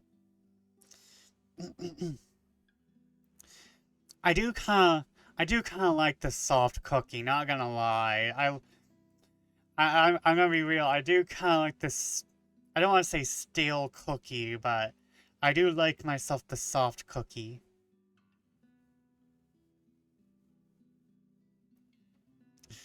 Okay. I've been yapping a lot this stream, but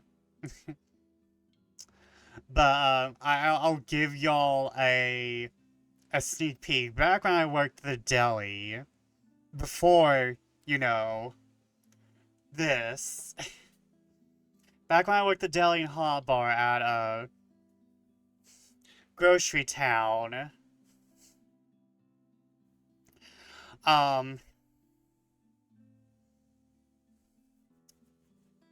So, like, the bakery part would give away cookies, because the deli and the hot bar were connected to the bakery. However, I technically did not work the bakery. I would sometimes need to do things in the bakery, so technically I did work the deli, hot bar, and bakery, but it wasn't, like, a constant thing. Anyways, the bakery gives out free cookies. I'm not sure if anyone else's bakery does that in the grocery store. But I learned the cookies they were giving away were the ones that technically were either Not sure if it was they were hitting their expiration date or if they were hitting their best buy date. So, if you're a person who is suspicious of expiration dates or best buy dates, maybe not go for the free cookie. Maybe don't go for the free cookie. Because it's probably expired or expiring. And we have to get rid of it anyway. At the end of it, Ash merely nods, takes out his phone, and excuses himself. Off to a far corner of the cafe for some privacy. If you can even afford to have such a place as public as this. He returns in a little while and hands me a small card. I can't stop you if you're willing to believe in this crap. Give this guy a call. You're better off talking to him than me. He's at the public library now if you want to catch him there. He used to be my professor back in the university. Oh, no, I don't think that's... Go on, I already gave him a heads up. You know I can't help you out, man. He gives my arm a tap and walks off, mumbling about checking back how things are at the precinct. Don't see his face when he leaves, but I know his own little way of helping out despite why he doesn't voice out.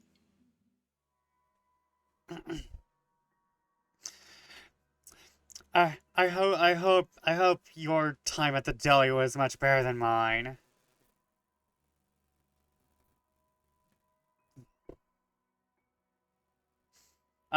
No.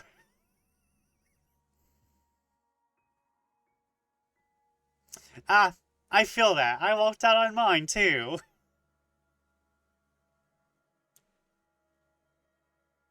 Though we've gone over that many times. I was even petty about it because I walked out right before July 4th. Of all the places that never crossed my mind, I'll end up wandering into the public library today, considering I rarely ever visited. Had a blast when I was left alone to make sandwiches, though. I never made the sandwiches. I don't think we sold... No, wait. Oh, wait, I did make sandwiches. I think I, made, one or two sandwiches, but I didn't, I wasn't, constantly making sandwiches.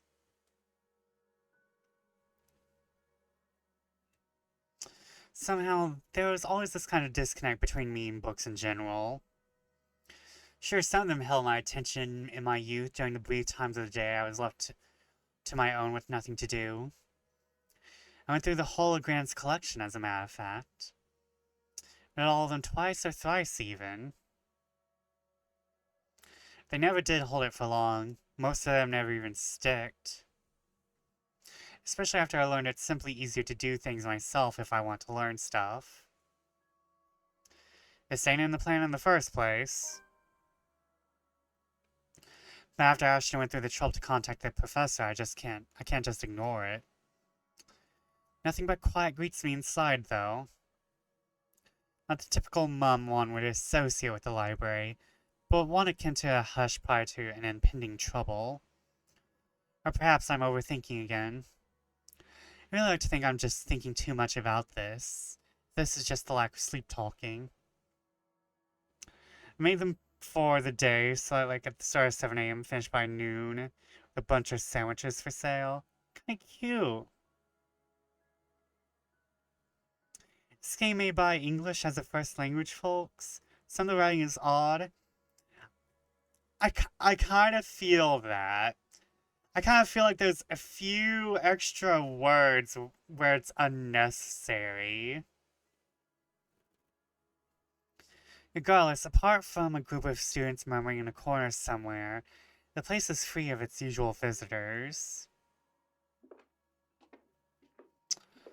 All while my footsteps echo in a manner unsettling enough to raise the hairs at the back of my neck. Much to my relief, it does not take me long to find him, being the only occupant in this side of the room. Oh, yeah, it's the racist professor.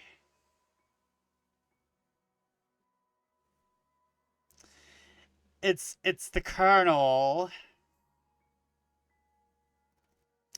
What's he gonna have to say about Zach, I wonder? Professor Andrew Clark. Never personally met the man, but Ash has spoken highly of him several times. There he is, carnal racism.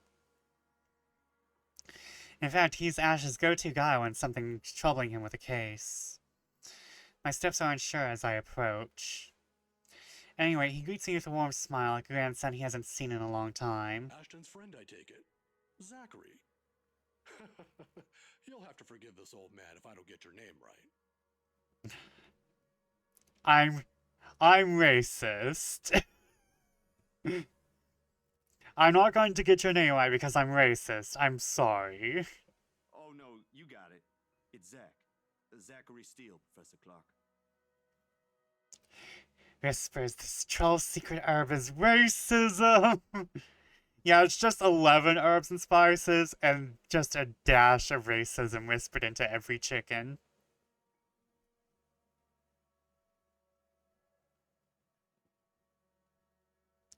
He does look a little like Sanders. Yeah, he looks like Sanders, but with like that college professor energy.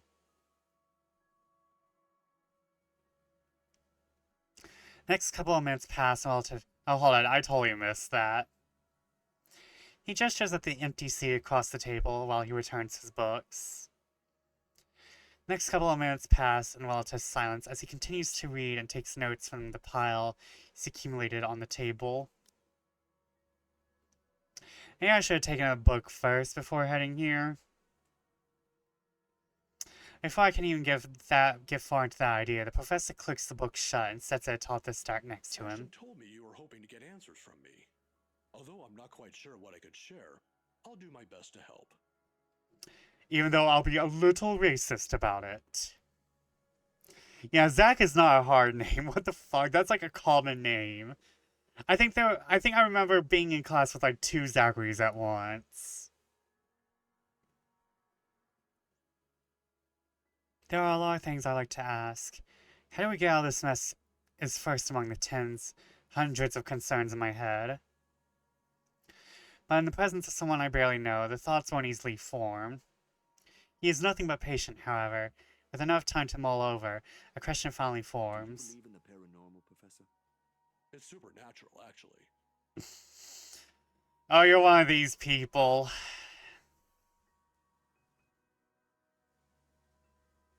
Don't worry. It's a common mistake to make. But they really are 2 different things. I know they're 2 different things, but will you shut up?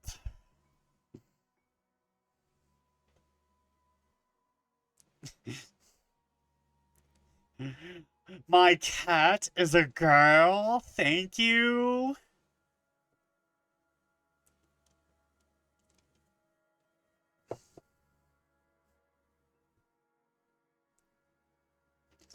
Also, we're talking about ghosts. Aren't ghosts paranormal?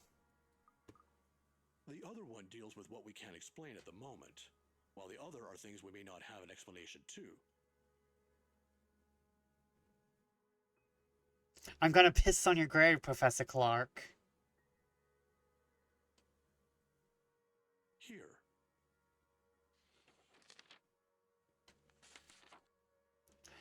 He places a couple of papers in front of me, the very same one he was writing on earlier. A study of Luxborn supernatural culture in a nutshell. A friend of mine wrote that a few years ago. He took interest in the city after reading about the stories. I'm sorry, but like, paranormal is ghosts and shit. Supernatural is like...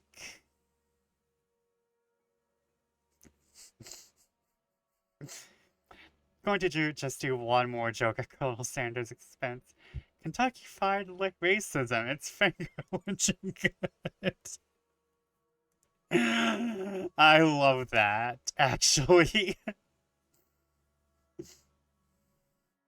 But like, I just put ghosts into paranormal, and then I think cryptids kind of like ride between supernatural and paranormal, and then like, you know, supernatural is kind of like, you know, ah fuck, what is supernatural besides, you know, a series that lasted for far too fucking long than it should have.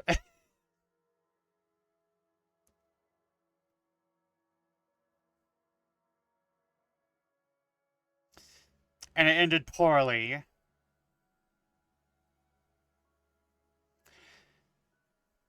I have to agree with him here.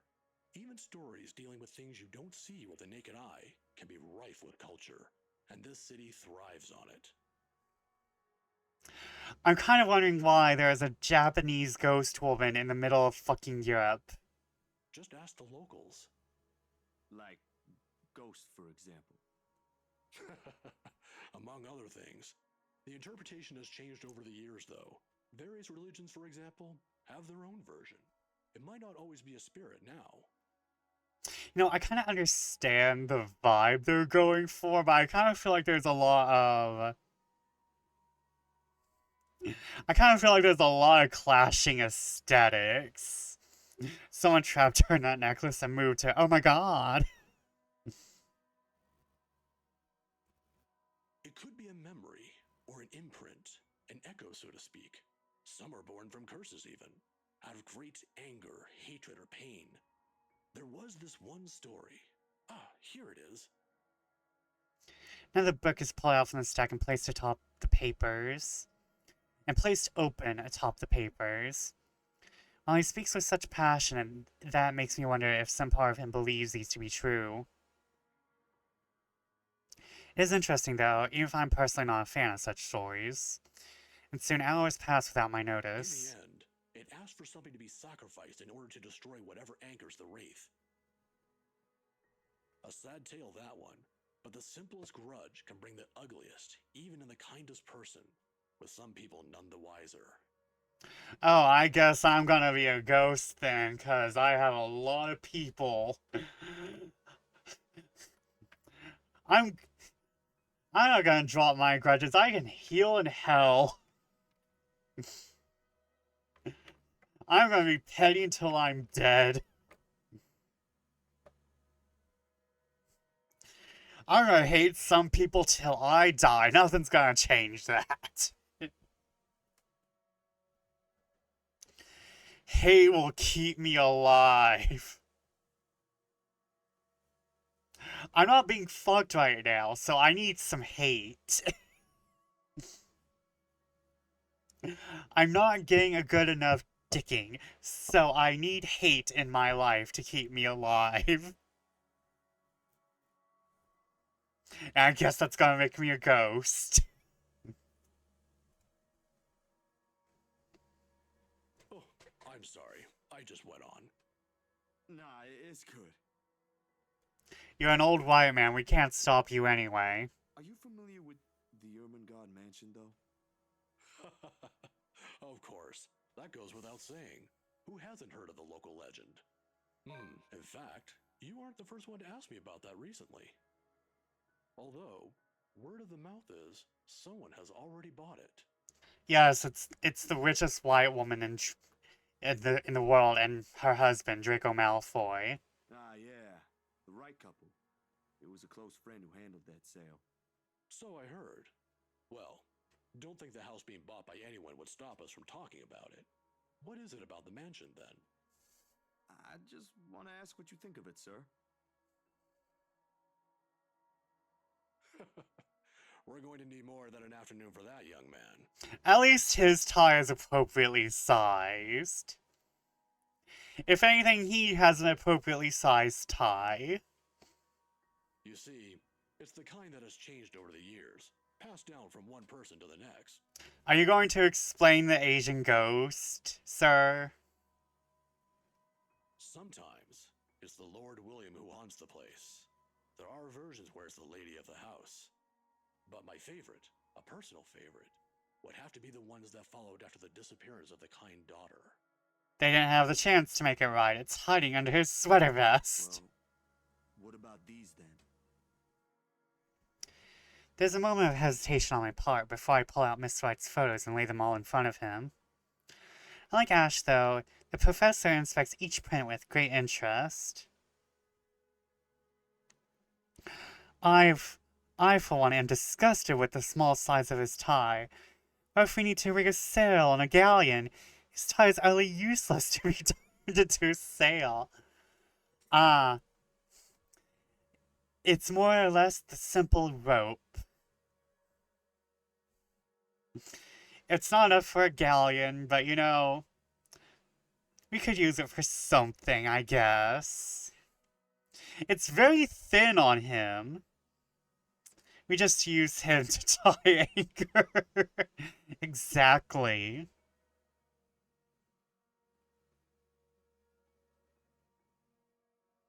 Is there Garak? Can we go out? Colonel racism? I mean his tie, yeah. Yeah, his tie.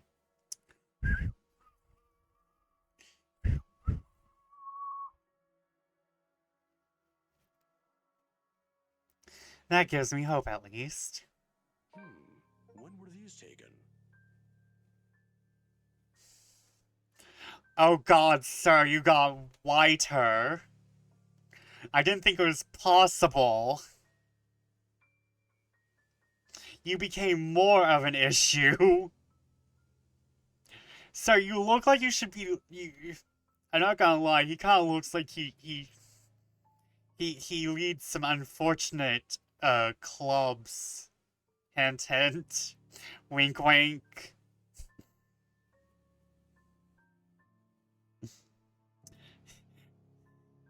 Honky McGee powers activated. Okay, so I'm gonna get water and maybe like nom something. I'll be right back. I think I might have to pee too. I have to do everything this break. Hold on.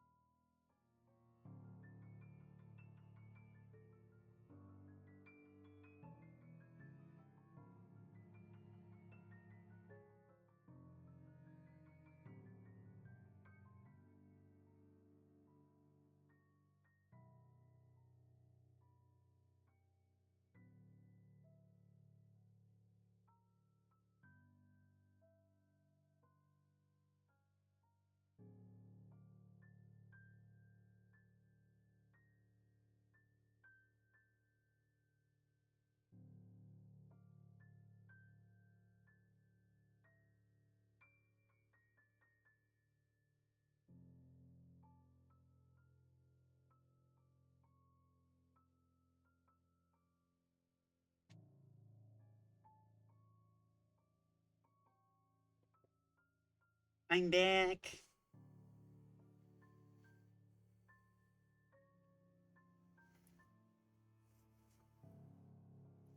His skin tone makes albinos look like they have deep tans.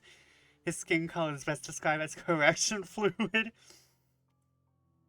It's like how the Joker became the Joker when he fell in acid. This guy's origin story involves a vat of whiteout. Oh no! Just drive into him, RX. It is easier. Just kill the man. Also, sorry that took me so long. Am I wrong? No. You're not wrong.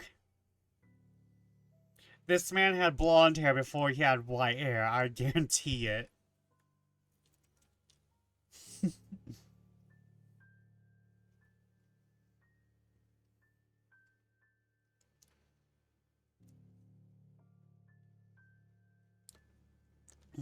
Sorry, I'm sorry if you hear chewing. I got ham. I just got 2 slices of ham, not like He is still a blonde. He just dyes his hair to be white. He is dedicated to the cause. The cause is just wrong.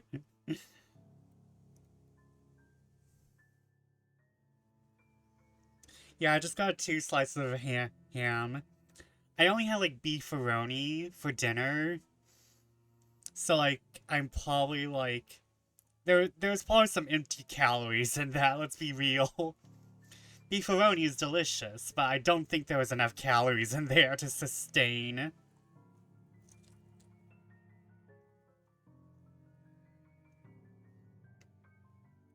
Just the other day. Do you think those are the same? Perhaps.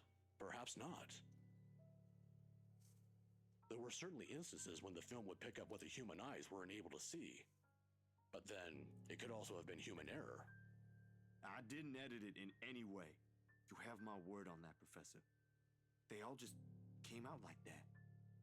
Then, if it is what you're thinking, I'd strongly advise against doing something reckless and further tangling with them. Accounts about them may be riveting to you, but most of it often ends in an unpleasant manner. What about those people in the house? If there is something in there, shouldn't they know? I'm sure they're already familiar with the legends, but... Some people might deserve it, however. Oh shit, son. Deserve what, sir?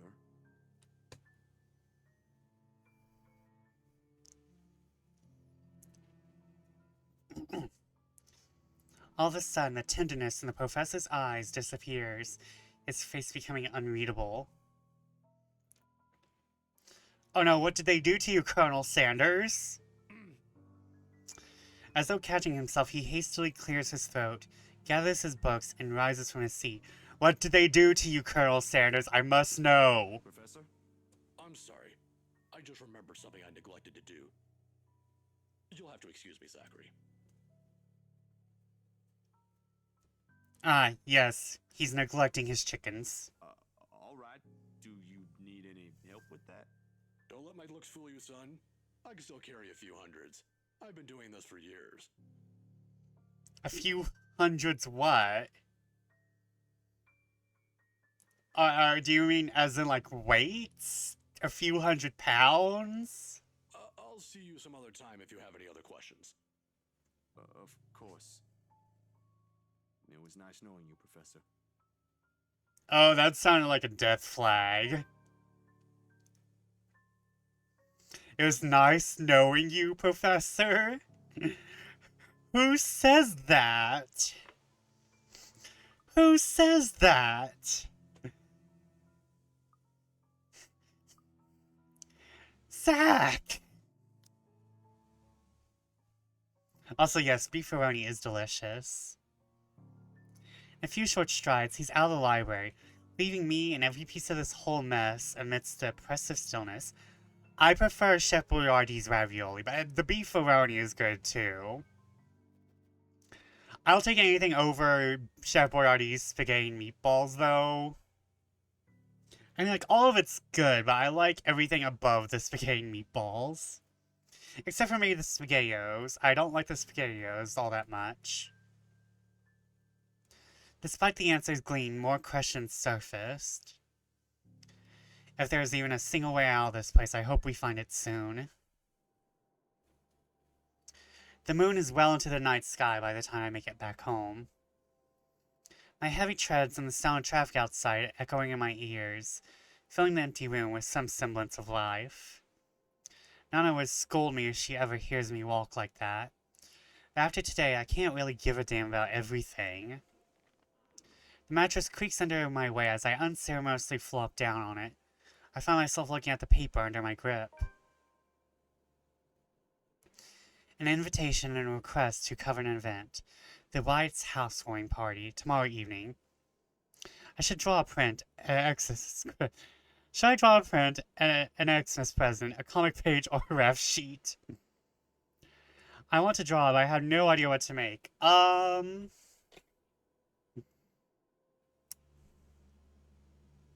You know, you have the convention this week, and I draw a print. I draw a print because you have the convention this weekend. Though that would be a very last minute print. So I would maybe work on the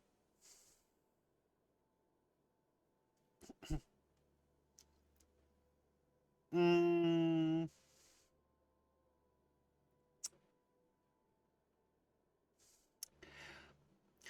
ref sheet sounds like something new to you. Maybe you need something a little bit new and then like you can like get back onto the old stuff. Drive to the next town on Thursday and set. Nice. If only it were that easy. Belle, give me a chance to talk to her. You don't want to talk to her. About that thing in their house. With a sigh, I let my hand fall to the side of the bed along with the invitation. I'll think about it tomorrow, and my head is a muddle with the thoughts of a headless woman and the haunting smiles of a ghost. Believe me, it occurs to me that the last meal I ate had been the one with Ashton. And an empty, gnawing ache makes itself known, but I can't bring myself to stand up. Today was a complete waste of time, and frankly, a disappointment. I don't like this. Lack of certainty, the disquiet. Lack of stable ground to stand on. The part where I do not know what will come tomorrow. Ever since that damn letter, everything's been thrown out of the loop. Me at the end of every day. Vibe. Wish everything stayed the same. Routine would have been easier to make sense of than this. Closing my eyes, I let the noise from the streets below lull me to sleep. At the very least, that's one thing that hasn't changed.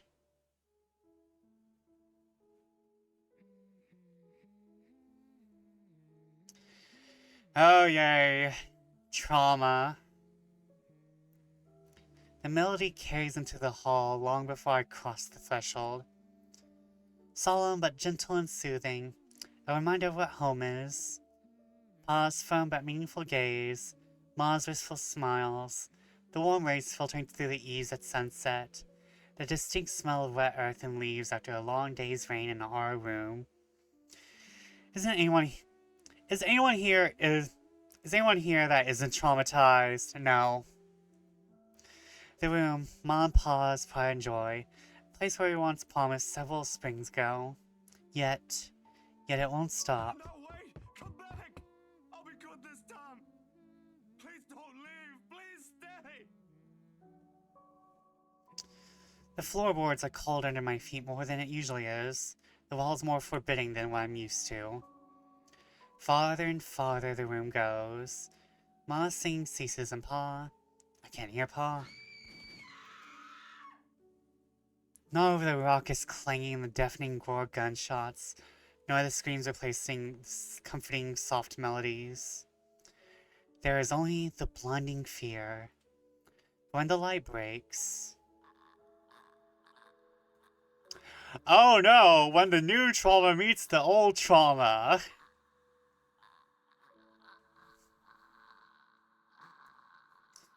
Her skin has already taken a sickly pale color, rotten in most parts, blood dripping from every open gash and lesion on her body. Prepare for trouble and make it double! Bony hands grip Hannah's neck like a noose, staining the skin underneath with a vibrant shade of scarlet. Nothing but malice fills the gleam in her eyes.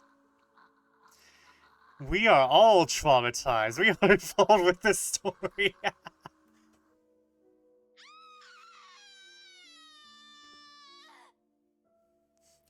Ow. Ow. Pain. You didn't need to go so hard, Scream actress. Fortunately, I already have tinnitus. You can't damage my ears, I have already damaged them myself.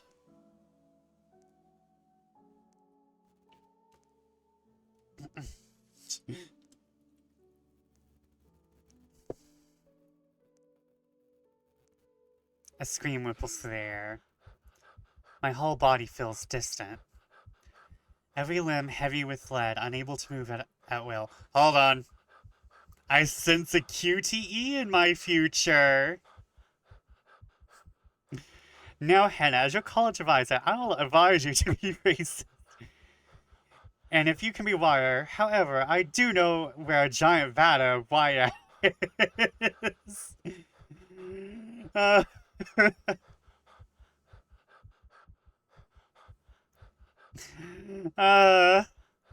I love how we have basically destroyed this entire game.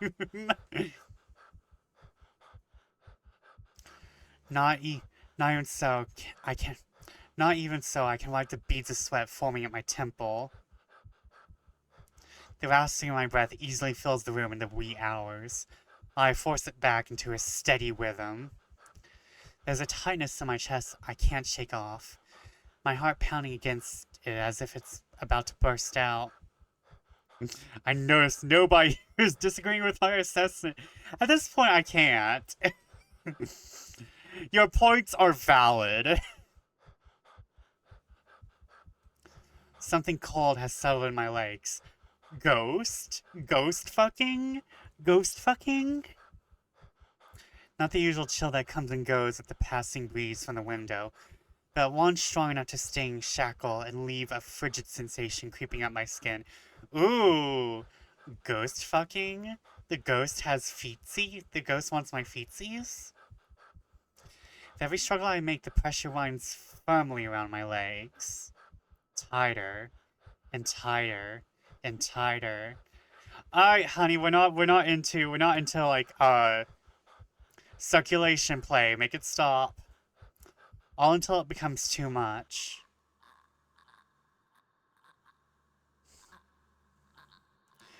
Oh, somebody's taking a Zempic. Vesper sleeps with one foot out from the blanket as a treat.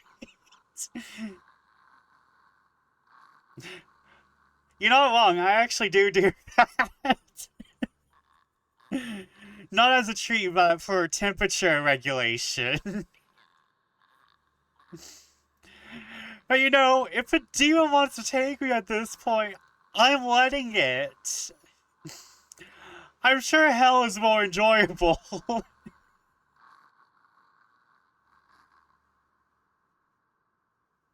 An offering to the under the bed demon, take me. My heart stops. Another draft sweeps into the room and brings with it the iron ting of blood. Thick.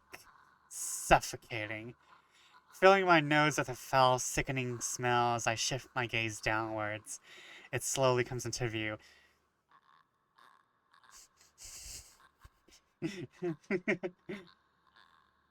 I will say what I'm thinking.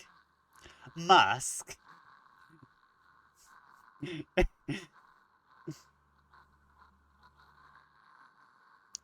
You know, scent play. Okay,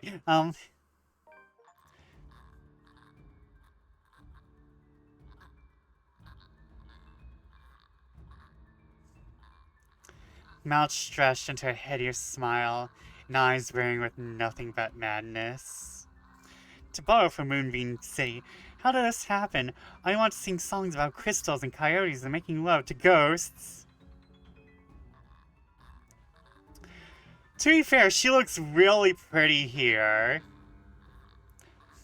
I know 3 people off the top of my head where this would be their dream. This is not threatening to some people.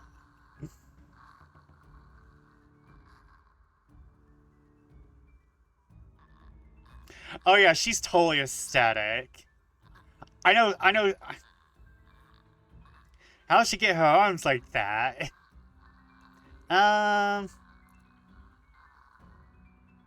Let's see here. Hold on. Remember, the arm on the right is her left arm. And the arm on her left is her right arm, so that kind of lines up. Well, she's a Japanese ghost. She don't have bones.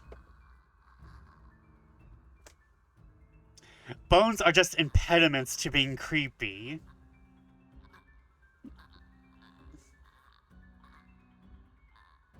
She's a Yurei, yeah. Mouth stretched in a hideous smile and eyes brimming with nothing but madness. The stench of gore taints the air around me, and I can't look away. She has pretty eyes. She doesn't know English. She's scared to try to speak. Still learning. All she can do is Yeah, she's still on like her 3rd English lesson. From the terror and death that her uncanny twisted features alone scream. I try to open my mouth, to shout, to ask for any help, but my voice has left my body altogether. All I have is the painful realization that no kind of plea will ever save me from her. And suddenly the bed dips.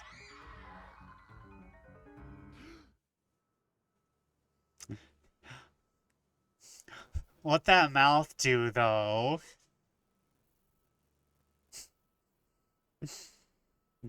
Sounds like me trying.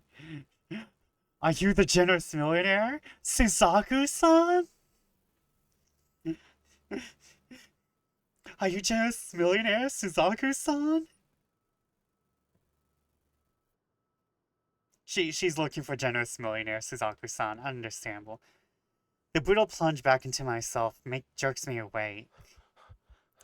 There is no ear-splitting scream, no wild thrashing of limbs. Just a painful, constricting awareness that something has wound itself tightly around my neck.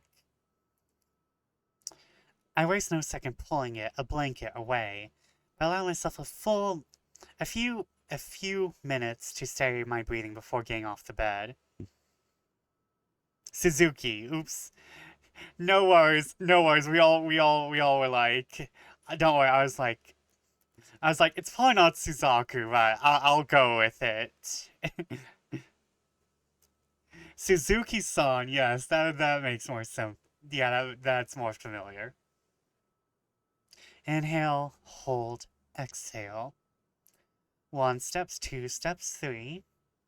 But the dreams have gotten worse. Ever since 2 days ago, no longer are they the small, cursory flashes I'm used to, but vivid ones that linger.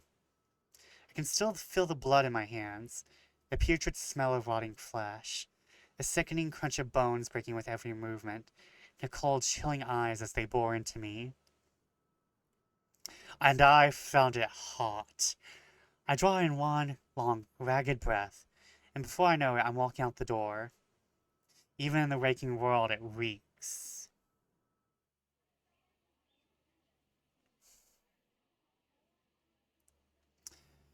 A bench on the park is far from the most private place for thoughts in Luxborn, considering its location at the heart of a bustling city. Oh no, we have another pink-haired girl who's gonna grow into a Yander. Oh no, there's just a factory making them. Who are these characters, by the way? These characters look too designed to be side characters. What shadow are they? We have this scientist. That's what I was thinking. That's Stein from Steins Gate. Whoever they are, they gotta get out of here. They are in danger of being in a poor story. Yes. I want to say that's Madoka. That's Stein. That's Madoka. I don't know who this bitch is. She's styling though with this 3-color dress suit. On hide.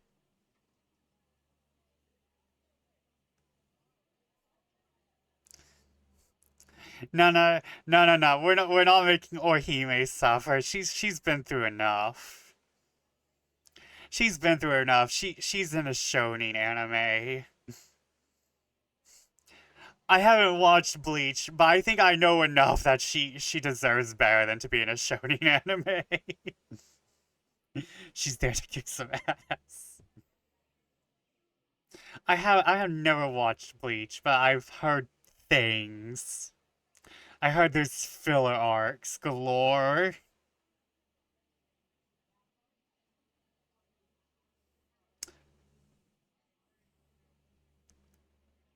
I want to say that's Madoka.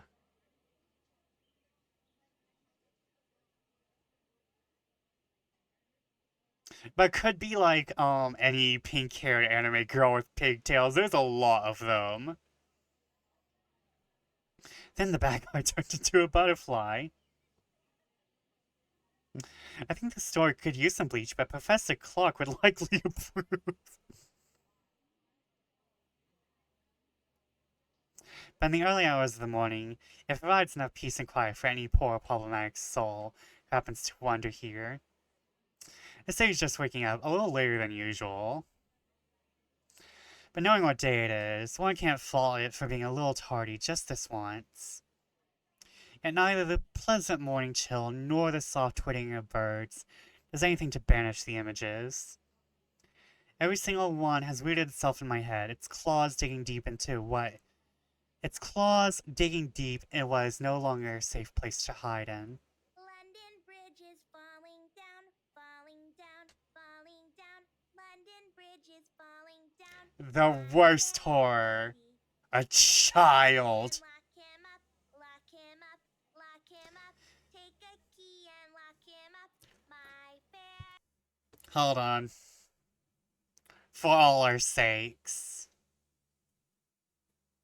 Oh shit, she went to the second verse.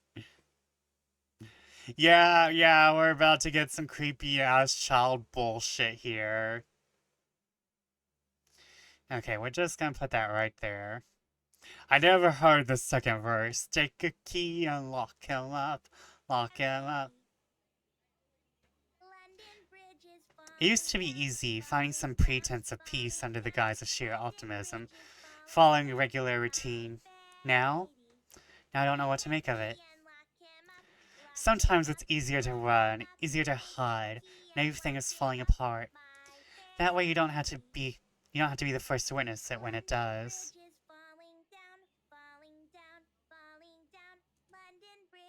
It worked when things went bad with the movie after all.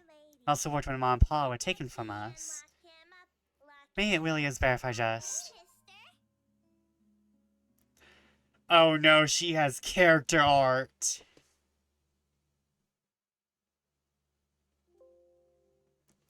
Oh no, she has character art.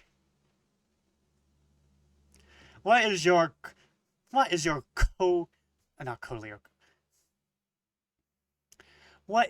fucking miraculous ladybug ass doing here, Marinette? What is your miraculous ladybug ass doing here, Marinette? I heard Miraculous Ladybug is getting better. You shouldn't be here. I heard your own series is getting better. You shouldn't be here. This is a disaster. I heard Miraculous Ladybug is actually getting better. However, I'm not like I don't really want to start watching it again. I kind of feel like I need to watch something from the beginning to the end. And I'm like, I think I was on the end season 3 or 4. I think I was on season 3 or 4 when I stopped watching. However, I was watching with friends, so that's probably why. It's like we stopped watching, so I stopped watching. At least it's not a pink. True, she can be a blue-haired psychopath. A tiny voice gives me pause. When I look up, a little girl, maybe about 6 or 7, is peering up at me. Two wide eyes overflowing with what can only be natural curiosity one typically sees in children. I vaguely note the St. Goretti uniform she's wearing before returning her greeting. Hey, kid. Kylie. Kylie? A little girl who already looks 30. It's the... My god, your eyes are enormous. Here I thought her name would be something like Lolly Vampiro or some such nonsense. Oh, you remind me. I watched like 3 episodes of Dancing in the Vampire Boond. I think that's what it was called. And my god, it was painful to watch. That's my name. Wait, what was the name of the main character from Saint Maker? Mama said it's rude not to call people by their names. Mama.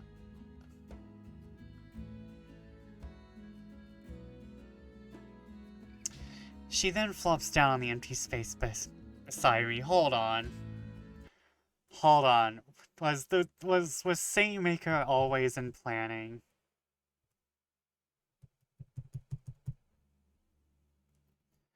Hold on. Please don't tell me they were playing this Saint Maker already.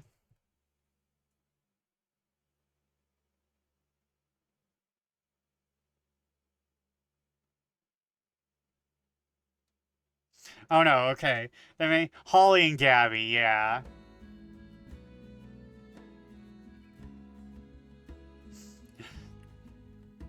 Her legs, still too short to touch the ground, swings in tune with a song she hums under her breath. Don't mind, kids. Nana would often invite the ones in our old neighborhood to give them treats. Had to Google it? Yeah, I was checking the Steam page. Because I'm like, wait, you have blue hair. Well, no, Holly's hair was a bit more purple. Holly's hair was a bit more purple, now that I think about it. But this could turn into a purpley blue. And unstable. Of course, by then, Sis and I were too old to play with them, but you get used to the commotion eventually. It's not completely as unpleasant as people would imply. Kylie seems to be a well-behaved kid anyway. Oh, sorry. Nice to meet you, Kylie. Is Mama here? One moment she's all calm, and then she's like, at least you don't chase boys like you do. At least I don't chase boys like you do. No, but my big brother's with me. Hold on.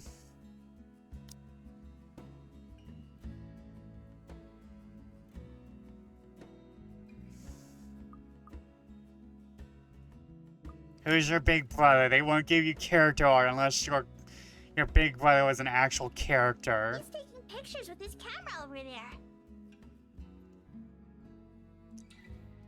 She points to the far end of the park, the one closest to the street where a kid is taking shots of something above him.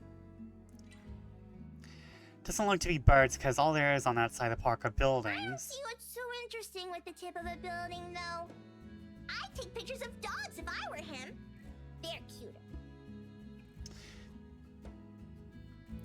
It's like Persona when you meet someone random early on and the person has a portrait exactly.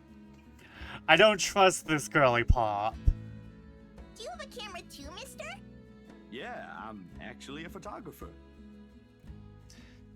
I'm gonna be honest, I'm not attached to this kid enough to be sad if she dies. Mama said I'm too young to get a camera.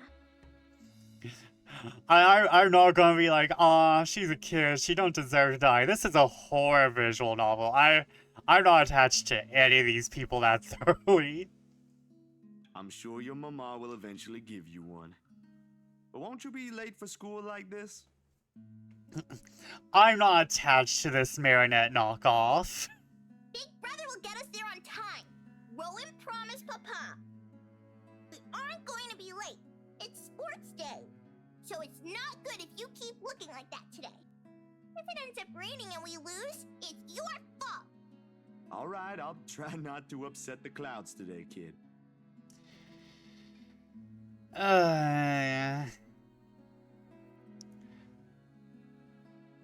Don't worry, she's actually a 300-year-old succubus, so it's okay.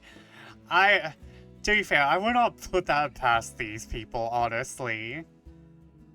Staymaker was kind of awful. So I'm not putting any bad writing behind them. Is it because you're sick, mister? Well, I think she's like, oh, you look sad. It's gonna be your fault if the clouds cry or some shit. Sick of children. If I know it, a smile spread across my face. Sick flips. Does it really? They say kids ask the toughest questions sometimes. They sure do, with how sincere Kylie looks. Lying feels like doing her a huge disservice. No, not sick. Just having a very, very bad day. Why is that? Is that like when my big brother ate all of my pudding? He did that once and then cried. It wasn't very nice of him. Yeah, I think so. I'm turning this up because I want to hear the music. And she stopped screaming London Bridge, so I think it's okay. Something like, Emily is sick. Bitch, so am I. And someone's playing Tony Hawk's Pro Skater. Emily is sick. Bitch, so am I. I'm doing realies and flippies and 360s and Tony Hawk's Pro Skater. You see, there's this mean girl. She's giving my friends and I a lot of trouble. Hard to keep up when things are like that, you know? Especially when you can't do anything. It's kind of scary. Makes you wish things will just stay as peaceful as they used to be. Maybe she just wants to be friends with you? With how she's calling up people's legs, I think she wants to be more than friends, but we can't tell you about that, little girl. I'm being assaulted by a demon, and my crush is possessed by a ghost, and I'm haunted. It's just another Saturday night. Oh, oh, oh, oh, oh. Go listen to Saturday Night by, I think she released that when she was Natalia Kills, yeah. Go listen to Saturday Night by Natalia Kills. I highly doubt that. She already hurt one of my friends. What if she's just sad? Or maybe she just wants help. That's what happened with Melody. I let her borrow my crayon when she left hers. Now we're playmates. It's not really the same thing, Kylie. No, I checked. I think this hits all the boxes. The course of action is clear. What she did, they're pretty bad things. I still think there's another reason. Did you try talking to her? That's what Mama said I should do. I don't think that'll work either. You haven't even tried yet. You sound like Rowan. The ghost wants to be playmate. You're just scared, mister. That strikes a chord. Maybe it's the honesty in her tone, or simply the truth in the words itself. There's something strange in the neighborhood. There's something weird and it don't look good. Ghostbusters!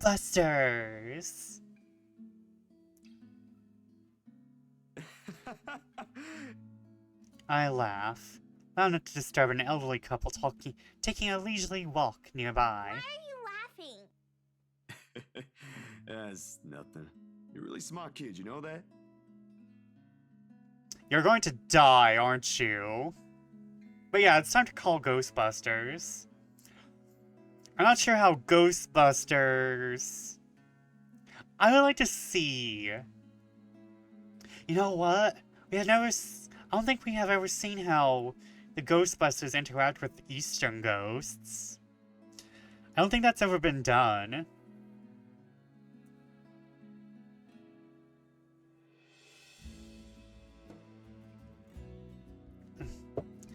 Another script idea for the back burner.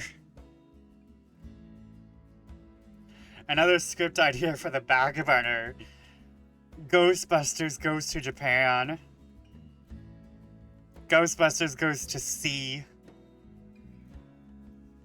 Go full speed ahead then backtrack when the going gets tough. Stay in my safe zone because that's what I know. Once Dr. Navarro said I should be the first one willing to deal with my problems before anyone else. They'll come, they'll see, they'll kick its ass. And show up on our next appointment after that. But he's right.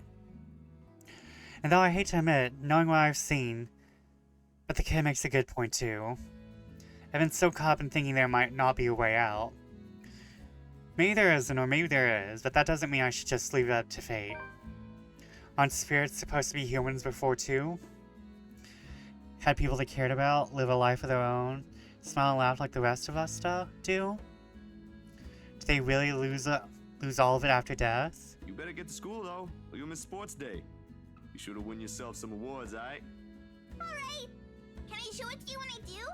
That can cheer people up, right? No, I hate sports, kid. Please, please, please throw away them trophies. The distance her brother calls for, and I took that as a sign to leave.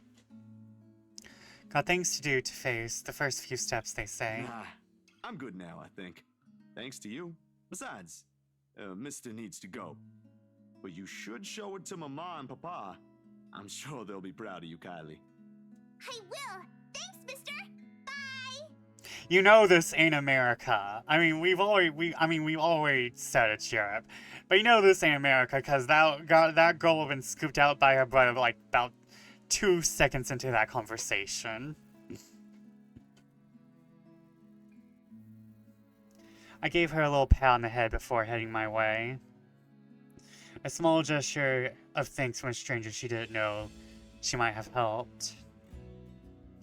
She may not understand it now, even though at such a young age she already has this understanding of things. But maybe when she's older. When the world no longer seems too big for her. But aren't you going to help me, mister? With what? Confused, I glanced back.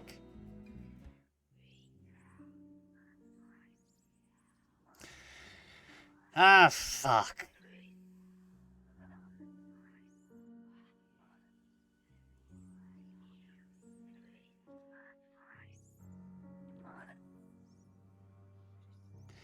Whatever cheer or little talk brought has vanished under the shadows, suddenly dancing in my eyes. This frigid air is most definitely not how the morning chill should feel like. Bitter, stinging, and welcoming. Ghost! And the kid. What do you think, mister? Are you going to help me? Ah, that's why you had a portrait. You're just a ghost. What do you want from us? The response never comes, however. Because when I blinked... Gone. Okay, she's normal. Hello? Mister? Are you okay? For several passing seconds, I let my stare linger on her face, waiting for any sign of another change. Punch her in the face. Oh, I see. You use bits to make the ghost bigger. I see. Too bad it's not a zombie. Zombies are easy to deal with. Butter stun zombies. Everyone knows that. I did not, actually. Also, thank you for the bit, Silver.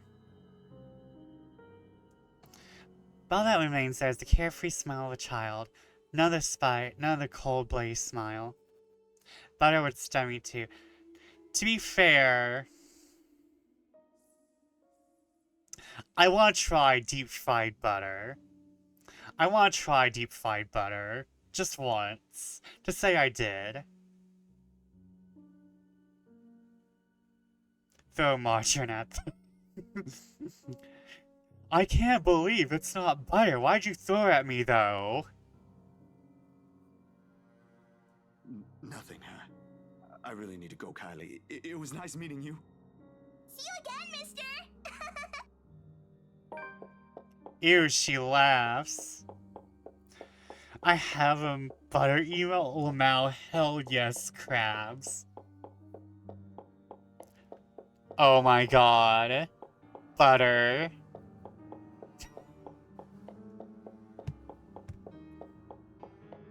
I break into a run. I don't look back, even as I bump into a couple of passers-by as soon as I'm out on the busy streets. Going insane, this is what it is. If we don't do something soon, we all will be. The tremors follow me even as I get home. Hoped a little stroll around the block for a few hours would help. Instead, I'm assaulted with more images of her. Her smile, the loathing in her eyes, the stench of gore, the horrid crunch that comes with every movement she makes. Even old memories have been sullied by her, and Ma's song no longer sounds as sweet as it's meant to be. In the end, all I got is a sinking feeling I will never be rid of her image. Another ridiculous idea that may or may not even work. The sun is already hanging low on the horizon when I make it back. And for the first time, coming home feels more like a chore. Only I didn't arrive to an empty room. Because as soon as I open the door, I'm greeted by none other than... Sup, Z-Man? I told you we should have called him before going here. It's fine. It's Ash I see first, sitting comfortably on my couch, munching on a bag of chips with both feet propped atop their coffee table. Whatever proverbial stone has made a home at the pit of my stomach automatically flies right out the window at the sight of him. But before any exasperation can set in, my attention is taken by another occupant in the room. Isabella punches on the only other chair in the room, attempting to make herself smaller, it seems, from how closely she's hugging her arms against her. It's Zach's boyfriend. I wish. I would like that dynamic between them. Nevertheless, she gives a small smile when she notices my stare. It's somehow there ain't any warmth in it like it's supposed to have. Hey, Zach. Sorry we just barged in here. Ash was... Relax. Z-Man gave me a copy of the key himself. Only after you broke the 13th one? I can't keep replacing them every time you think it'd be a good idea to break into my apartment.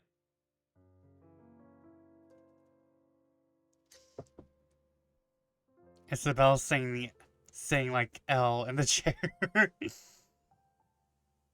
Okay, so my theory was correct. Yes, he replaced the lock 13 separate And times. stop calling me Z-Man! I didn't break anything this time.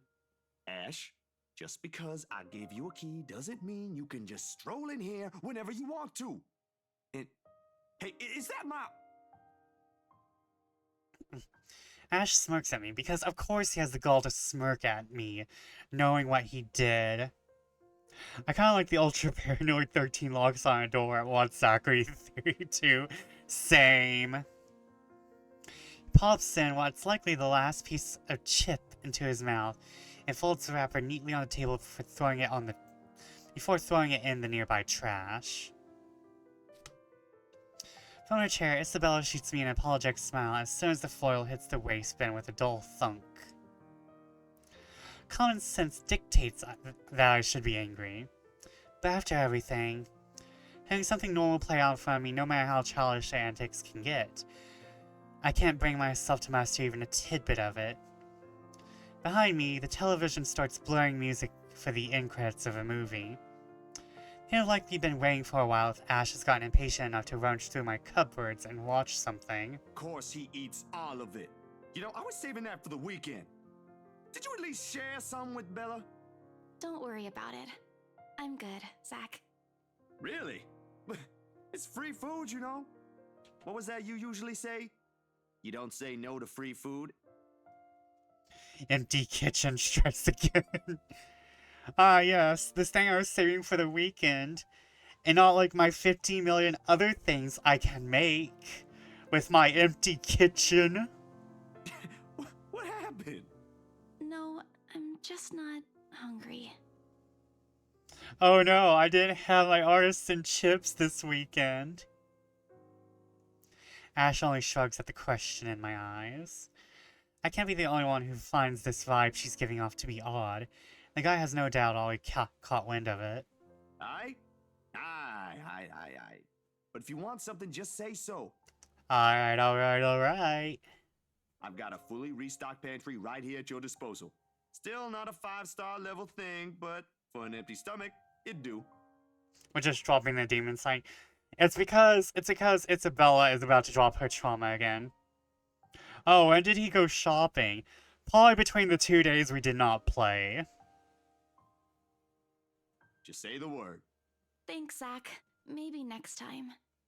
Food is not really what we came here for. Ash, he's the one who... She casts a brief glance at Ash, and in an instant, he sits up. Every trace of amusement is gone from his face as he clasps his hands in front of him and leans forward. A minuscule gesture meant to ease, yet the grim expression on him tells a different story altogether. Alright, you two, what's this about? I don't like those looks. What I said was weird, I'm aware of that. But I'm not taking it back. Isabella's not the only one here who's seen it. A short but tense pause follows. They're both stalling. Under normal circumstances, I wait. With these two, the more you force it, the more they'll clamp down on it. But as a handful of seconds continue to slip by, the unsettling feeling in me also goes with it. While he was running away in terror, he thought, oh shit, I need to order DoorDash. Soon it turns into patience. Before I can demand a response, though, one of them finally speaks up. It's Ashton who first breaks it. I'm not asking you to. No, you're right. There really are some odd things going on here lately. How is everything with you lately, Zach? Hold on, Ash. Both of you. Did I just hear you say that? Is this why Isabella's here? Has something happened? Calm down, we're just here to check on things. So, did you meet Andrew about the photos? An alcoholic intervention. What photographs? Said photographs has been staying untouched since the day I dumped them in my drawer. Isabella goes very still when I hand her the small stack. To her credit, she does not flinch like I'm expecting her to, and flips through each of it in silence. But while her eyes remain strangely calm, her hands have gone rigid and her mouth has set into a thin line. She, out of all people, understands what this means. In hindsight, she should have been the one I approached before Ash. What did Andrew say about them? It could be one, but there's no guarantee it's a supernatural thing. It doesn't always happen. So, that's a dead end right there. Now that I think about it, bothering that guy for this feels pretty silly now. But with the dreams lately... That's all? Did he say anything about the damn letter at all? Did you ask him even? I pause, glancing at him skeptically. Don't know where this sudden curiosity is coming from. The letter. That's hot. Isabella, probably. I like how we just have headcanon on all these characters into utter disasters. You know, I think I would like the story way more if they were all ghost fuckers. And were fucked up. I'm gonna take the letter and rewrite it. I'm going to take the letter and rewrite all these people into pansexual hot messes that are fucking ghosts. Everyone will want the hot ghost girl in the middle of the story. You'll notice that nobody is disagreeing with you. Now I'm having hell of a boss flashbacks. Beth Ashton, cool, calm, collected, always logical Ashton, takes interest in this. Something or someone must have fucked up somewhere. Or the world is ending. Seconds pass. The apocalypse I'm expecting to go along with it doesn't arrive, however. Yeah, that's really everything. The letter kind of slipped my mind. The photos were more important at that time. There was some stuff about the local horror stories, though. Talked about the curses, and he was really fascinated with the story about a wraith asking for a sacrifice to move on. Kinda nasty if you ask me, but it does make sense if you simply go along with it. No, really, Ashton, do you think... I'm not sure how this will help in the grand scheme of things. Why are you asking about this anyway? Rose's death isn't just a coincidence, Zach. It may have something to do with... I may have... Wait, stop right there for a sec, Bella. I thought you ain't buying this stuff, Ash. Just the other day, you said the exact same thing. I still don't, but even Rebecca, out of all people, claims there's something. Oh, I guess we're playing as Becca next. I get the vibe we're playing as Becca next. Whatever this is, someone has got to look No, into really, it. Ashton, do Everything you about this think... screams shady. I kind of feel like they're trying to set up Ashton as the smartest person here, but I feel like it's actually Zach. I feel like there are a lot of playable characters in this.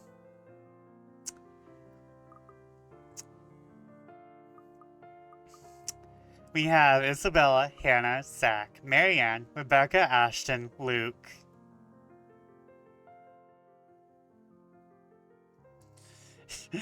How messed up is Emma anyway? On a scale of 1 to...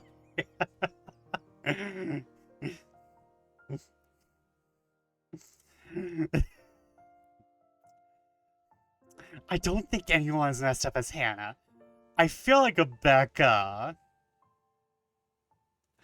is gonna get really close to Hannah in terms of, you know, how obsessed she is with Ashton. Like, she has loved Ashton since she was a child.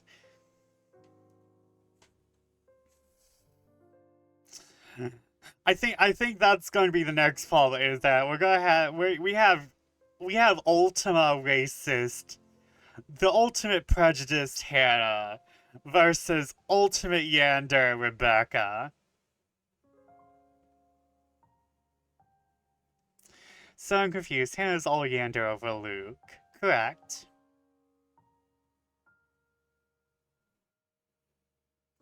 Then who's going for Zachary? I'm not sure who Zachary can end up with. We're just gonna let the story play out. And Silver, I think you're right. I do think there's too many playable characters. However, we're experiencing this game at like 3 hours at a time. And I think it's meant to be like experienced at like 5 hours at a time. However, I do agree. I feel like some of this could have been compressed a little.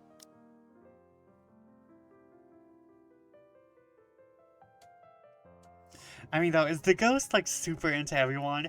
I think she is. I think she wants a polycule. Are you sure you even have the time? Ain't you busy with your current case? I mean, good for her. She deserves it. She's dead. I got taken off that one. You didn't say you were taken off your case. We can all live in the mansion together, fucking the ghost. I just got the news this morning. Apparently the higher-ups think I'm doing a horrendous job at it. Good, Ashton. Fuck cops. It doesn't matter, though. If these two cases are connected like I initially thought, then regardless, I'm on the right track. Are you sure we should even be doing this?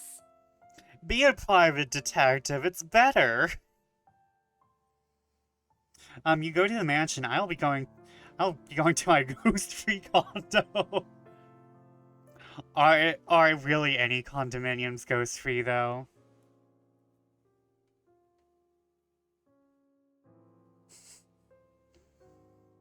I feel like all condominiums just come with one ghost, at least. Doing what exactly? There's someplace we'll visit after this.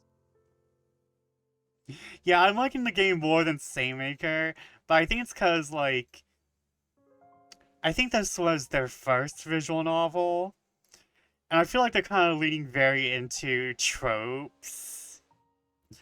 And it's kind of like, I'm not sure if this is satire at this point, because we have this awful chain letter. This awful 90s chain letter. But the ghost is Asian. But the entire place is taking but the entire story is taking place in this small European town.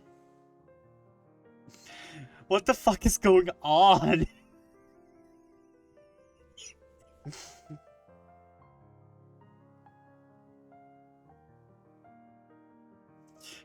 And we have a girl from Southeast Asia, a dude from America. Yeah, Shinto says there's spirits and everything. Like, everything can be a little god.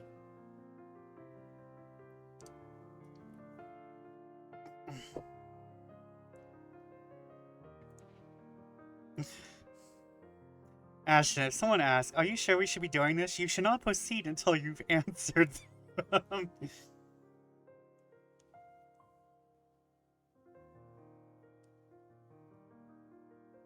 But no, like, what the fuck is going on with like all the horror? I'm starting to think this might be satire in a way. Cause you're a ghost. European mansion. Small European town controlled by rich people. A girl from Southeast Asia. And a black dude from America. One Asian guy. What is this? What are we playing? Oh, while we're waiting for ads, I will check messages. I'll check massages.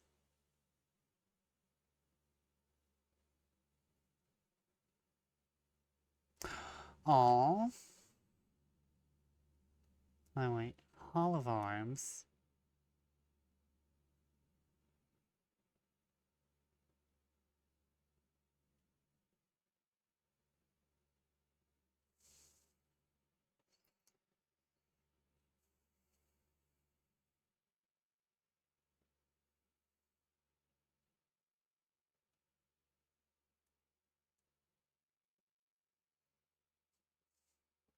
Checking. Oh, thank you for that information, whatever. I guess we will not be. I there is so much I'm not being allowed to say in this visual novel, apparently. Fortunately, I don't think I have to say that one, because it's going to be said by the character, and we're just going to move on by. It is like I'm being hunted by the ghost having to work 10 hours tomorrow. Oh man. Oh man, I'm so sorry. I hope it goes easy and well for you. I know the vibe. I have a friend who used to work 12-hour shifts. By my standards, that's a short day. Oh man. Yeah, my bestie works new donation from someone. You guys giving me all your money, please? I love you guys. The RX in my handle is short for prescription. So yeah, I see. That is an interesting name, and thank you, Silver. One day I will get used to you guys giving me money. It's still not today though. But please rest up. Please rest up, RX, and I hope work goes well and it's very easy for you tomorrow.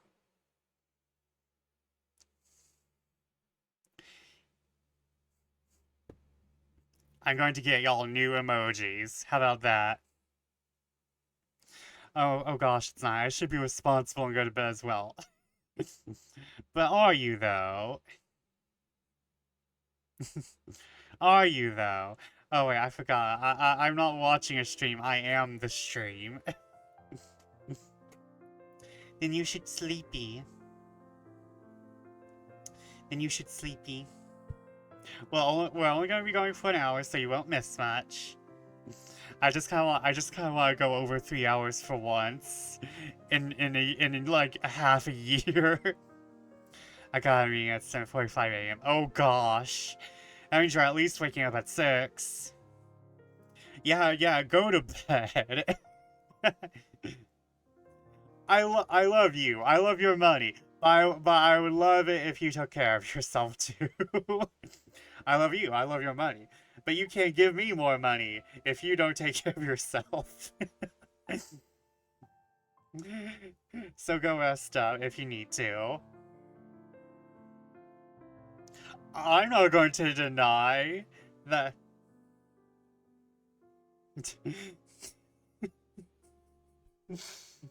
New donation from the donation goes to Snarks. Y'all, Kaylin is going to get so many. Is about to get like three emote palms.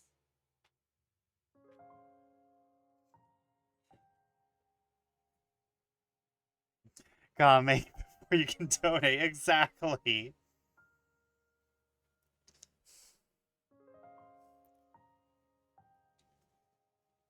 I'm not even sure what emotes I want.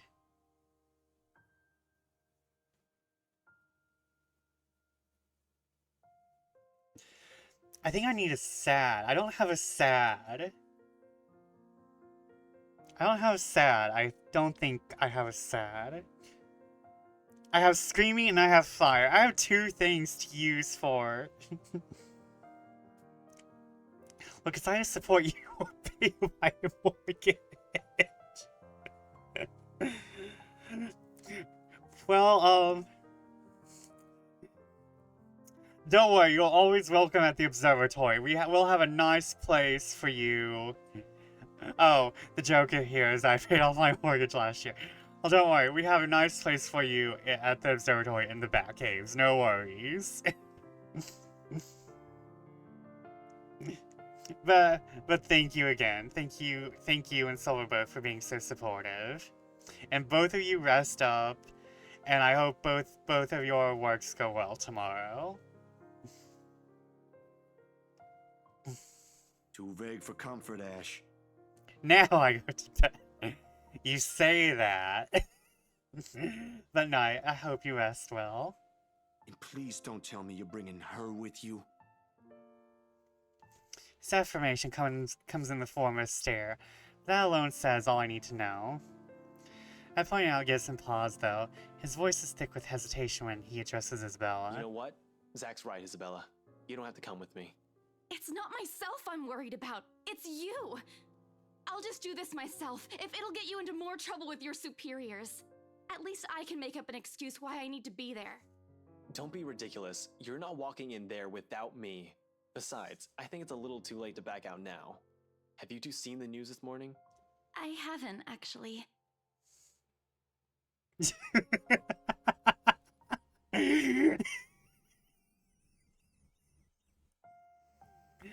I think my coffee stream bot is my new favorite thing. New donation from generous millionaire, whatever. Generous millionaire Suzuki-san. Oh no, he's finally come to visit me. All right, we're getting some new emotes, people.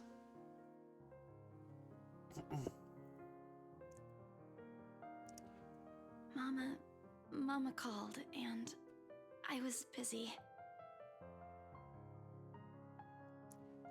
But thank you also, whatever. Y'all are too much. The change in the air around her, while a smile, cannot have gone unnoticed, and it takes every willpower not to ask. Probably the only thing reining in my curiosity is the fact that Ash himself hasn't brought it up either. No problem. It should be in the afternoon news as well.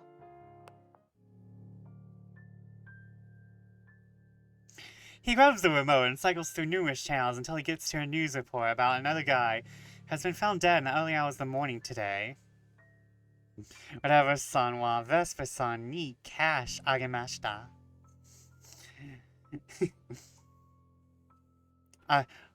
Agemashita. Whatever son wa Vesper-san ni cash agemashita. Another victim by the Anselm Butcher? News update. Man burned after room catches fire. Look at that man. Generous millionaire Suzuki-san dead? Look at that man. Yeah, I'm looking at him.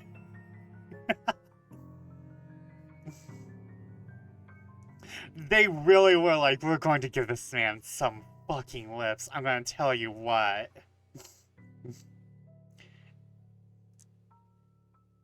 He's like, the leopards won't bite off my face. Oh yeah, he does give off that vibe. The ghost won't burn my house down. You know, I should be worried about how warm my computer is, but also my computer is warm and my hands are cold. Burned alive this time. Only no fire has spread, and whatever damage has been contained within the place the body was found. The room itself, however, has been completely vandalized. Help me. Help me. Help me. Another murder, the authorities claimed. Isabella and I knew better. None of us shifts at the report ends, but the room is suddenly felt stifling. Ashton's eyes have gone hooded with what appears to be restrained anger, and the remote in his hand creaks mildly under his grip. The stone is back in my stomach. A tiny little thing gripping at my insides, going with every passing second as the dread sinks in. In the thick of it, Isabella's voice is the one that breaks the hush. A small, weak thing on its own that wavers unevenly between words, yet every syllable heavy with meaning. This is because of that thing, isn't it? I did this somehow. When it fades, all that's left in the air is her doubt and fear, while all we can do is to cope. Is there something I can say to make her feel better? Save. Sure, we can fix this. We could still fix this. There's 3 of us here.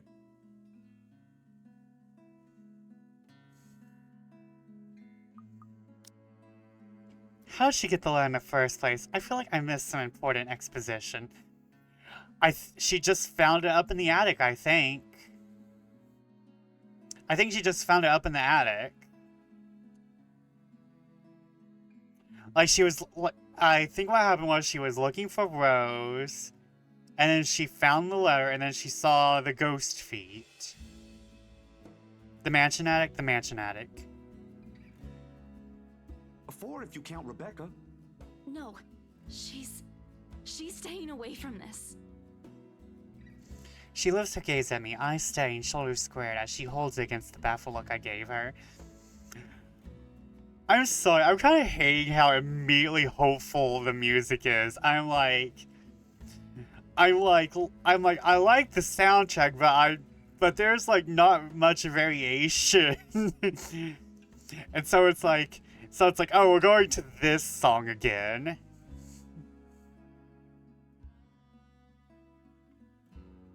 Although in the next second it immediately softens, and it takes me by surprise nevertheless. Okay, dog just took his little box of toys and dumped it over. Time to go clean up and go to bed. Aww. Aw, don't be too rough on him. But good night, I hope you sleep well, and I hope the doggy sleeps well too. Night, Silver, rest up. Rest up. And thank you again. Thank you again for all the donations. I can't be mad. He took his favorite toy out and started chewing on it. He's too cute. In those brief moments, it's like I faced a different person. I don't want to involve her in this any more than I already have. Both of you as well. I already said it. That's completely out of the question. Stop asking. Good night, good night. Still in all, that's 2 extra heads who can do the thinking. Between us 3, I'm sure we'll figure something out pretty soon. Don't make this whole thing sound like it's a piece of cake to deal with. It ain't. But better than sitting around, yeah? Plan is still a plan. You're going to shoot yourself in the foot one day with that kind of thinking. We don't even know who's doing this. The last 2 murders might just be similar incidents done by 2 different suspects. Hasn't stopped you from going after them before. Screaming at the 3D mall. Thank you, Ralphie. How are you tonight? How are you tonight? Yes, I got the 3D mall on. However, I'm already working on my second one because I never really finished this one and I need to probably finish it. How are you tonight? Welcome in. We're playing the letter and we're hitting You're supposed to be streaming too. Okay, well, since you're supposed to be streaming, we're going to give you a shout out. I wish I was supporting you more. It's no worries. It's no worries. You're here. That's all that matters. You, Chen, everyone. I know when people drop in. And hey, you came in. You came in and you dropped me a sub. Thank you. Everyone's been so generous tonight.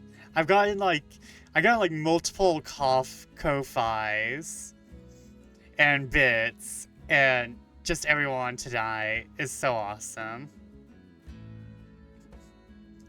Generous millionaire Ralphie VT, Ralphie plus VT. Yes, you must know. If you check out the VOD, you must know about generous millionaire Suzuki-san.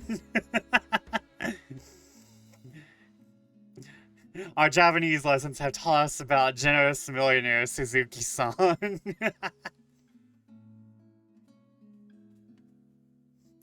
But everyone, please go check out Ralphie. They're an amazing VTuber. One of the cutest platypuses. Or, I mean, platypi. Platypi, I think. You're amazing. No, you! No, you! I have an emote for this. Where is my emote?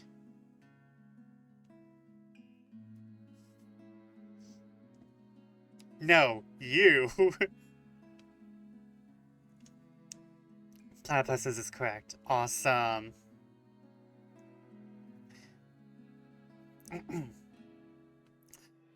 But yes, you go stream. I don't mind being on being lurk. No worries. I know how it works. You put me up in a different window and mute the tab. Also, everyone, if you want to support streamers without like having to actively watch them, you can put us in open new window, mute the tab. You don't mute the Twitch player. You mute the tab. If you mute the Twitch player, Twitch notices. Twitch notices when you mute the Twitch player. So you have to mute the tab. So, like, just, like, a little, like, general hint to, like, if you need to support your streamer friends. You put us all up in different windows, mute the tabs, and go on. And that especially works if you yourself also need to stream. Exactly, yeah, I keep forgetting to, do that before my streams, but it's like, there's a lot of people I need to follow, and a lot of people I need to unfollow at this point, because it's been a while since I dropped on some people's streams.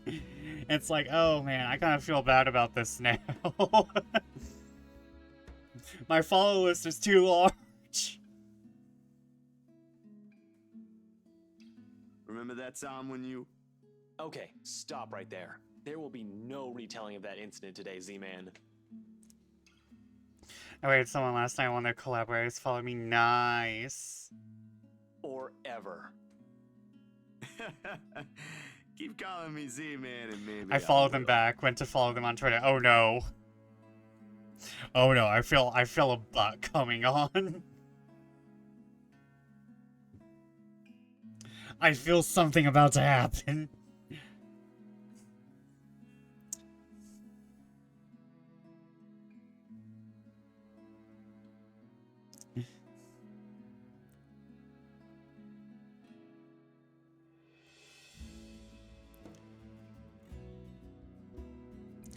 And one of the most recent posts was about how liberal loonies were wrong about... Oh!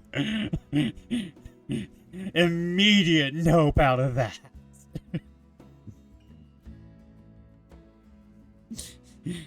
That was a nightmare.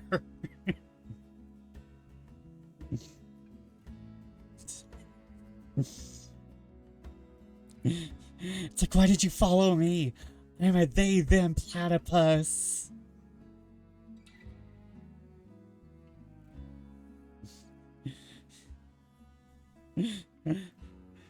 I have blue fur and pronouns.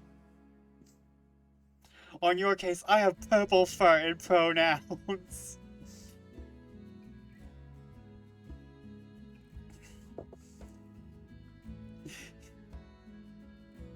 I also have purple fur and pronouns. Yeah, no, it's like I hope that was more of a follow for follow than you actually plan on watching my stream follow.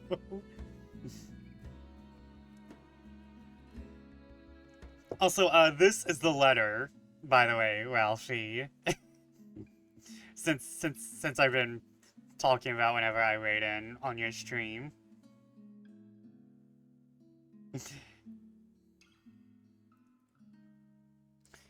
Also, what are you playing tonight? Is it more, Soul Reaver? I mean, not Soul Reaver, and we'll ruin all the characters with headcanons. Yeah, they're all fucking ghosts. More Soul Reaver 2, nice, nice. We'll drop in in about, in 40-something minutes when I'm done.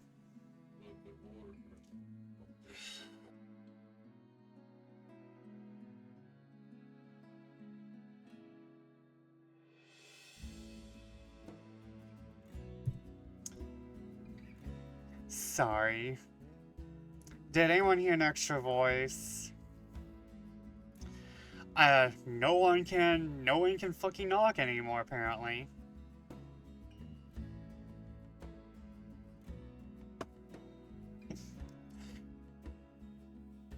Pretend you're having an academic discussion, and then that becomes literary analysis. We headcanon that they're all ghost fuckers, basically. and like, oh my god, the VODs. The only thing you can do is just watch the VODs. I heard someone that was interesting. Oh man.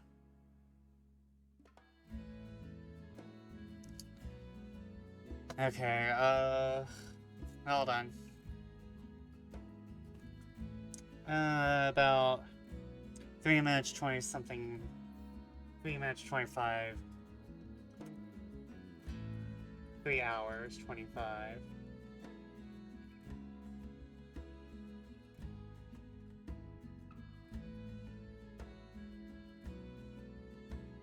Okay, I'm going to actually get on with the story now. Yay, more VOD altering. I still haven't altered my last VOD.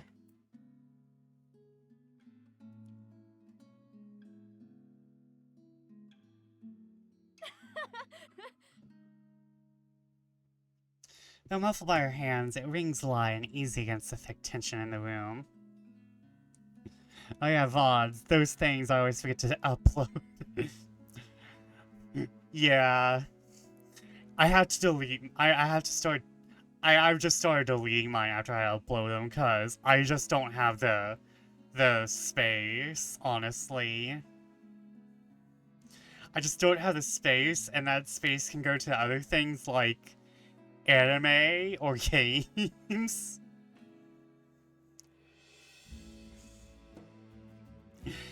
It's like, it's nice to keep the memories, but also that's what YouTube's for. Still a far cry from the usual cheer she carries, but brings a welcome shift in the otherwise dreary mood. Thanks, you two. I'll tell you about it when he's not around. Give it up, Z-Man. She's not interested. And sending me stuff to work on Vesper Fortune. Who says I'm not? Ash makes a face but chuckles at the jest despite himself. Why am I even friends with you two? And like this, most of our worries ebb away, if only for a few moments. They take the leave mere minutes close to sundown. But regardless of the lighter mood, little has been said of their plans, only vague hints of what they're aiming to do after. Doc brought me a new solid-state drive into 2023 for games. Ooh. I have an external hard drive where I kept a lot of stuff, but for some reason my computer just won't recognize it, and now it's just kind of a paperweight until I can take it to, like, someone who can, like, fix it. Not any of my business to know, something about this whole thing still gnaws at me. Because I kept Elden Ring installed all this time waiting for the DLC to come out and took a lot of space, lol. I want to get Infinity Nikki. I actually have the installer downloaded. However, it is a lot. It is a lot of fucking... It's like, I think Infinity Nikki is like at least around 55 gigs.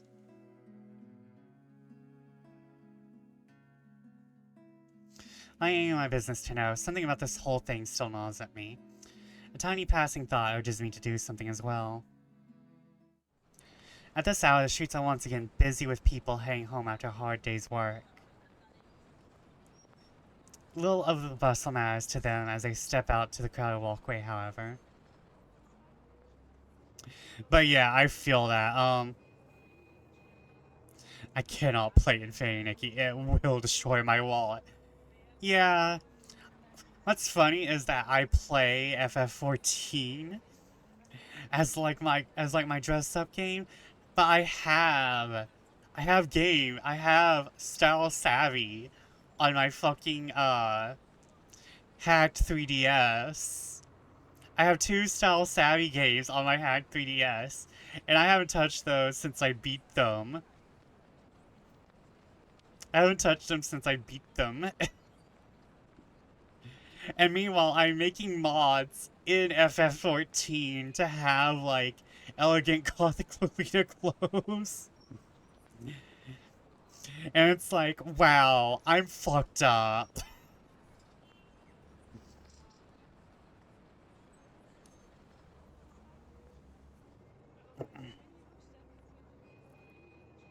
Ash especially. There's only his goal in mind. I wager there's nothing I can do to stop him at this point.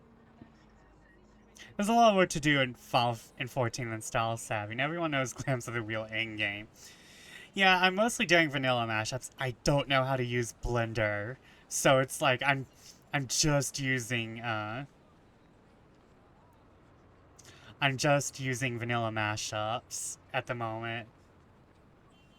I'm just making vanilla mashups, and I'm going to try to make them for every race. But I also just like, I just want to make clothes for Lalafell.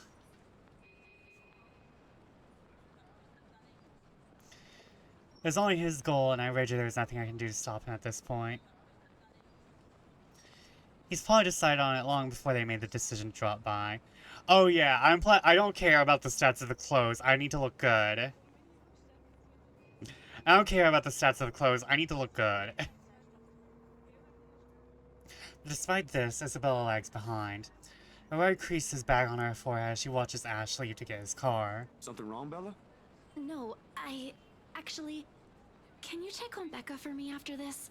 I really didn't get the chance to tell her where I'm headed off to.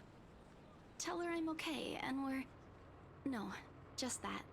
That's all. You sure I should skip on that part? If she finds out about this, she'll be angry. I don't really want to deal with angry Rebecca. It gives me a stomachache just thinking about it. Neither do I, but I'll handle it if she gets mad. Just make sure she's safe and tell her to be careful. I don't think my poor computer can handle, Elden Ring, though. I think that might have to be a PS4 buy. You too. Take care of yourself. I think I have, like, enough bullshit in this room now to, like, maybe have maybe, like, a stream set for when I want to be connected to the PS4. Almost abruptly, she pauses, the gaze in her eyes hardening as she lapses into another one of those long-distance silences from earlier. Elden Ring has so much potential for styling I've seen. And like just from witch hats alone. This ain't just because of that whole fiasco with the letter anymore. I don't want what happened to Rose to happen to you guys as well. This one cut deeper. Before I can ask about, Ashton returns, casually swinging his car keys on one hand, and gestures at Isabella. Come on, we don't have much time. Shirley's waiting. My main issue is that I'm so into Elegant Gothic Lolita again. I don't know why. I'm like heading face first into a lace phase again, and I don't know why. Not because it's awesome, true. Like, I never escape it, but for some reason I'm like, oh wow, I'm feeling very lacy right now. And it doesn't help that I ran into basically my twin on Fairy the other day, and she uses mods. And her dress was very cute. Like, she was basically my twin. The only difference was she was a girl and she was a Dunesfolk. We otherwise had the same exact, we had the same exact hair colors, almost the same exact eye colors, and our skin tones were just a little different.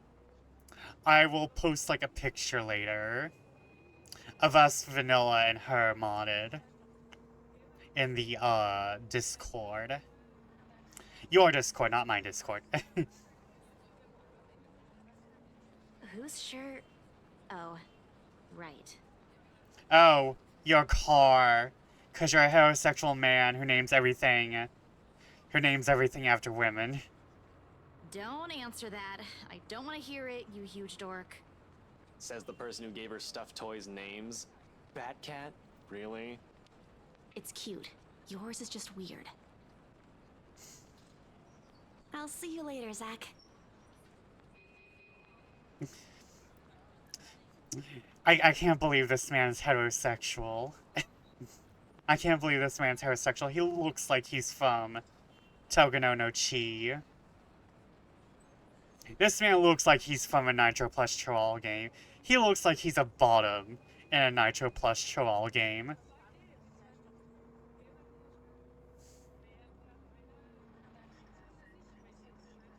That's a blast from the past. Don't worry, I do nothing but talk about how this man is a disaster bisexual at best. She spares me another smile, and I watch her walk off. Only now did it occur to me that none of those she gave me today ever did reach her eyes. I waited all through the 2000s for more VR games to get translated. Now we live in a golden age, and I never fucking read them, stupid brain. I need to finish, room number 9. I think it's room number 9. Hold on. I'm actually going to go look and see what game I have. Yes, room number 9. I was actually really excited when the translation for room number 9 came out. Though to be fair, room number 9 is just... Yeah, it's the freaky one about the 2 guys trapped in a room. I actually haven't finished it yet. Like, I don't remember what came up when that happened. But like, it's I think it was my Final Fantasy XIV addiction.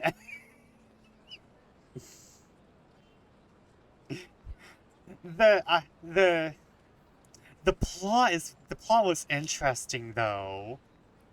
I was kind of getting the vibe that one of the two was actually the person behind why they were locked in the room. I make a grab for the back of Ash's parka. He staggers briefly before correcting himself and shooting me a confused stare. Is she alright? What? Who's okay? Isabella. She's been, I don't know, out of it today? Did something happen earlier? A scowl on his face says it all. She's actually been like that this morning. I'll ask, but... Just do me a favor and watch over her. We have no idea what we're dealing with. Also, Ralphie, let me tell you all the bullshit that's going on. We have a chain letter. Not even a good chain letter, just a chain letter.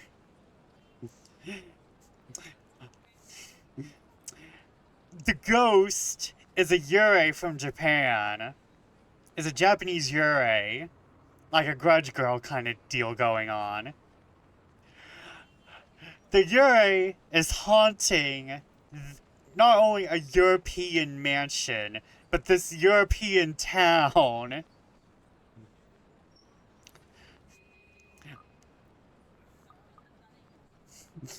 It's not a yurei, it's a Tenryu. We have... Hold on. We have one black guy from America. We have this girl from the Philippines.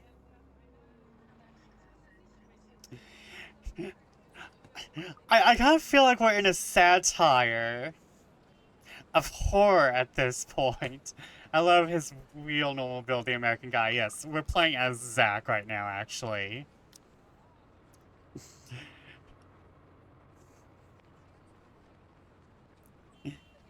So we have Zach. We have... Hold on. 1, 2, 3, 4, 5, 6, 7 playable characters. And we only have played as Isabel, the whitest woman on Earth, and Zach so far. Well, I'm fully laughing. Here's the thing. We're pretty sure Hannah's gotten possessed by the ghost, and she's turned into J.K. Rowling. She got possessed and turned into the most horrible person on the planet. I don't know what happened to her since the last time I saw her, but from how she's been doing today, whatever it is, seems like a pretty big deal. 30 minutes late. You're awesome, Bester. Don't worry. Well, we'll be bringing it to you 30 minutes, so we'll like continue on. Though I might be more lurking since I have to do my Unreals. Wait, you didn't annoy her again, did you? Because I swear to God, if you did, you've got another thing coming for you. Oh yes, I'm hoping for I'm hoping to get at least like 2 gift boxes tonight, because, like, I'm less than 100 away from 600 hollows. What? No. Why would I? So, like, I can get my first mount. Just so you know, I already apologized for the one at the movie house. Granted, she deserved more of an apology, but I meant it that time. I'm just asking. I'll take your word for it. But if you can find out what's bothering her, that'd be nice. Honestly, I'll see what I can do. make sure you keep yourself out of harm's way, alright? I'm sorry, I'm overrunning the conversation. I'm kind of more in this for making fun of it now. Yeah, you too. Don't do anything reckless again. Reckless, no. But I can't make you to promise I won't do anything. After seeing that, there's no way in hell I'm going to pretend there ain't a problem when there is. This is a really big one, and I'll be damned if I let anything happen to you guys while I sit here. And yes, I kind of feel like we're now in Persona 4, because now we just have the investigation team. I'm done running when things get tough. He's about to argue for a moment, but... Look, bro, if things ain't good, I'll be the first one out. But allow me this one thing, alright? Just this one time. If it doesn't work out, you'll be the first one to know. You can laugh then, or berate me all you want. Heartbeat, heartbeat, tell me goodbye. Heartbreak, heartbreak. But please don't ask me to step aside like I'm incapable of doing anything to help. I have no idea if it is the look on my face or the tone of my voice. Ultimately, though, although his mouth presses into a thin line, he nods. Alright, stay safe, Zach. He stumbles into the sidewalk and allows the afternoon crowd to swallow him whole. I like to think that the tiny gleam in his eyes is the closest we can get to optimism in this situation. Whether that alone will be enough to give me a peaceful sleep tonight remains to be said.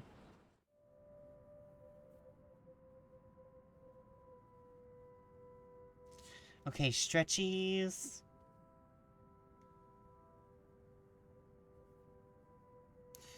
Stretch.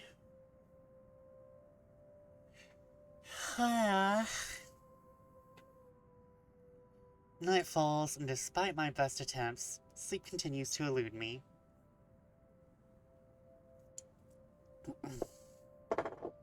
With her image still stuck in my head, flashing every few moments, it catches me off guard.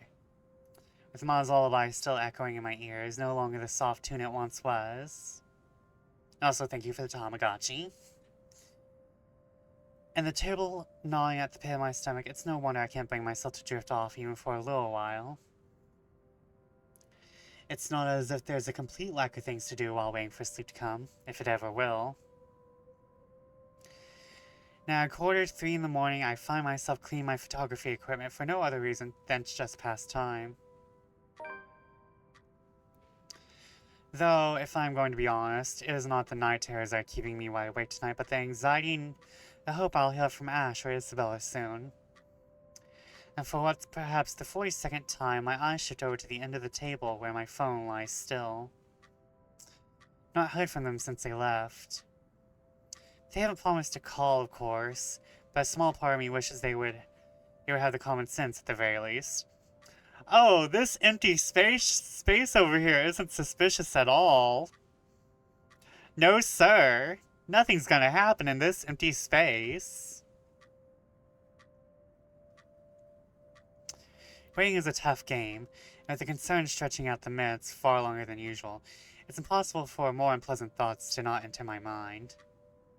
It's impossible for more unpleasant thoughts not to enter my mind. Oh God, that's a sentence. Moreover, it does not help that when the clock finally strikes 3, my hand stills.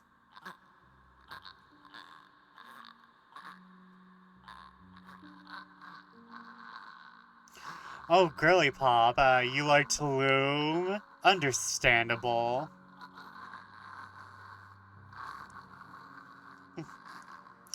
It'll be a complete and utter lie to say my heart didn't leap straight to my throat in that brief second. Ah yes, the 3 a.m. ghost. My whole body has gone motionless, ears straining for any further sounds. A couple of tense seconds pass. Nothing. Of course, with how old the building I'm staying in is, power fluctuations aren't anything new. Every now and then this would happen, leaving a few tenants in a rather bad mood. Nothing unusual anymore after a few years of living here. This time the sun hush-bangs it with a stillness that raised the hair at the back of my neck. It set my heart beating hard against my chest. Something reeks in the air, and in an instant this place is no longer home. It's a prison. Every rational fiber in my being screams at me to leave. Hold on. Before you do that, save. I force myself to swallow and keep a clear head as I lay down all my cleaning tools and begin gathering together the rest of my things scattered about on the table. The camera's body, lenses, filters, diffuser, phone, anything my hand can reach, but in the resulting panic like in the nightmares, it is the scent that reaches me first. A foul, putrid smell filling my lungs with the heavy stink of death. My fingers clamp tightly to the camera, holding it closer to my body as if the tiny thing would provide enough protection to whatever is with me in the room. My God, I know how to speak. It won't. That's the only comfort I have. And knowing whoever she is, she had once been human. Perhaps not all of it is gone. Perhaps some of it is still there. Hello? I know you're in here. What do you want? Something moves behind me. A soft scuttling sound over the walls, followed by the squelch and painful creaking of what can only be rotten flesh and broken bones. Without hesitation, I whirl around, my fingers and camera ready, patiently waiting for another movement. I can help you. Whatever it is that keeps you here, I can help.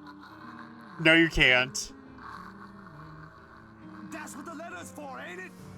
You don't have to keep taking people's lives.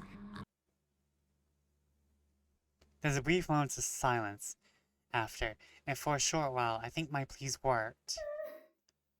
Then, with no worrying, the shuffling resumes. Along with it are the sobs of a woman. Yeah, I don't like this.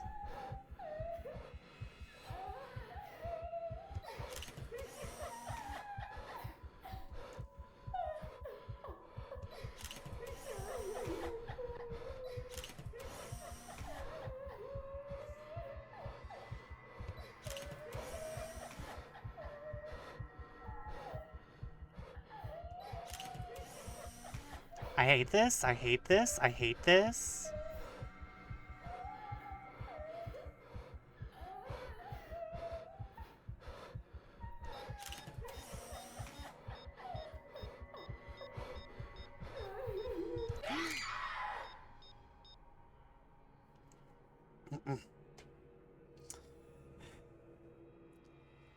Oh god, your battery's draining too. I don't want to be playing FNAF. I didn't pick this up to play FNAF.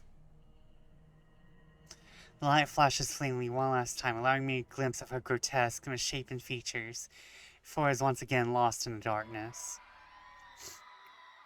All of a sudden, her tune changes, no longer a soft cry, but a high-pitched shriek brimming with pain, grief, and anger.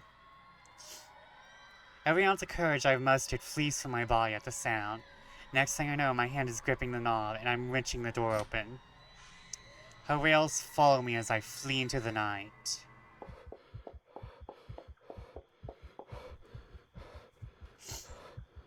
Pacing has always been more of Ashton's thing than mine. And I want to think I sit and let the minutes tick by until an idea comes to my mind or my pulse settles down. Yet dried leaves and twigs crack under my shoes as I make another pass at them. Terror is too mild to describe what this is. There's no way in hell I'm going back. There she is, pleading won't work. The moment we saw that letter, she's been after us. I can't run. Not this time. Nearly 2 hours have gone by since I left the comfort of my room for the solitude of the park. 2 excruciating hours since I've started making calls. No one's answering. Not even Rebecca. Help! Help! Oh god.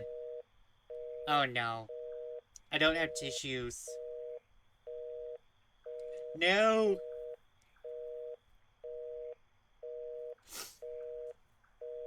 Guess it's on the shirt. I'm about to take a shower anyway, it's fine. The shirt's going into the laundry. Apologies. I don't keep tissues in my room.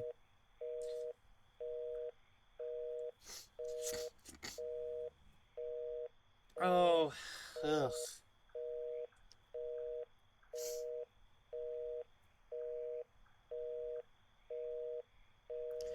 Not even Rebecca, who has always kept her phone line open in case other people need her. Or Isabella, who frequently checks hers for any messages and rarely responds as soon as she can afford. Does it not help that Ash hasn't said a word where he went off to as well? Damn it! I knew I should have asked him before I let him leave. Knowing him, he can be anywhere. But there's really only one place he'll likely be at this time. Oh my god! The sun has already peeked over the horizon when I make it to the mansion. I have no idea what I'm expecting to see when I got here. There's Ashton, first and foremost. A part of me wishes my assumptions are correct and he's really somewhere close by on a stakeout. But I've never been the lucky sort when it comes to that kind of guessing. And after I made a round of the immediate vicinity, I cannot find neither hide nor hair of him. Calling him does no good either, considering how awful the signal here is. Can't be too far if he's really here. But if he is, he would have already noticed me by now. Instead, there was only silence. What would have happened if you failed IQT? I don't want to know! The kind too quiet to find any sort of comfort in. And the trees seem to have fallen asleep with the rest of the mansion, oblivious to what's happening around it. A small island of stillness in the otherwise fast-paced world. No wonder the whole of Ansem feels at odds with the rest of Luxborn.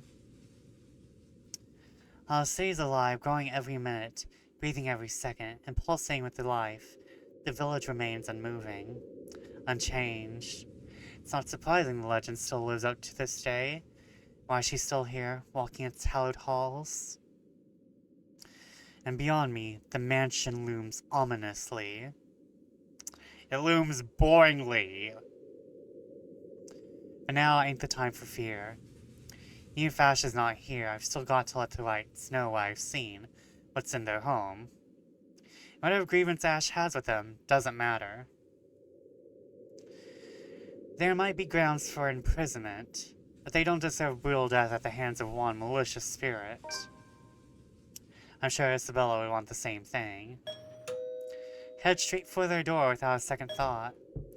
It takes a few rings, they sound loud above the foreboding stillness before I hear footsteps on the other side. Only a Nancy would knock at such an ungodly hour. Oh no. Also, Gordon Bennett again. Where's that damn butler when I need him? Oh. Oh, our man has an aura. Draco Malfoy, what happened?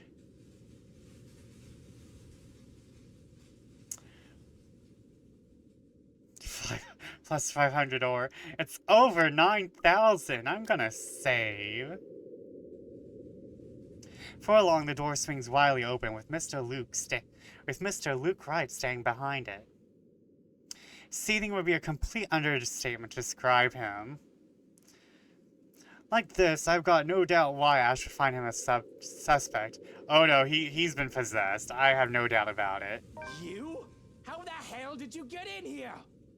What in 7 hells do you want? It's bloody 6 in the morning! Listen, sir, I know this is not a good time. Oh, it's not a good time. Did you even check the clock before coming here? I bet you didn't. I want your life. Unlike you, the ones living in this house need to sleep. Come back when people are actually awake, or I'll call security on you. Before I can get a word, he slams the door to my face and bolts it shut with much finality. Wait, sir, you gotta hear me out. You're both in danger if you stay in there.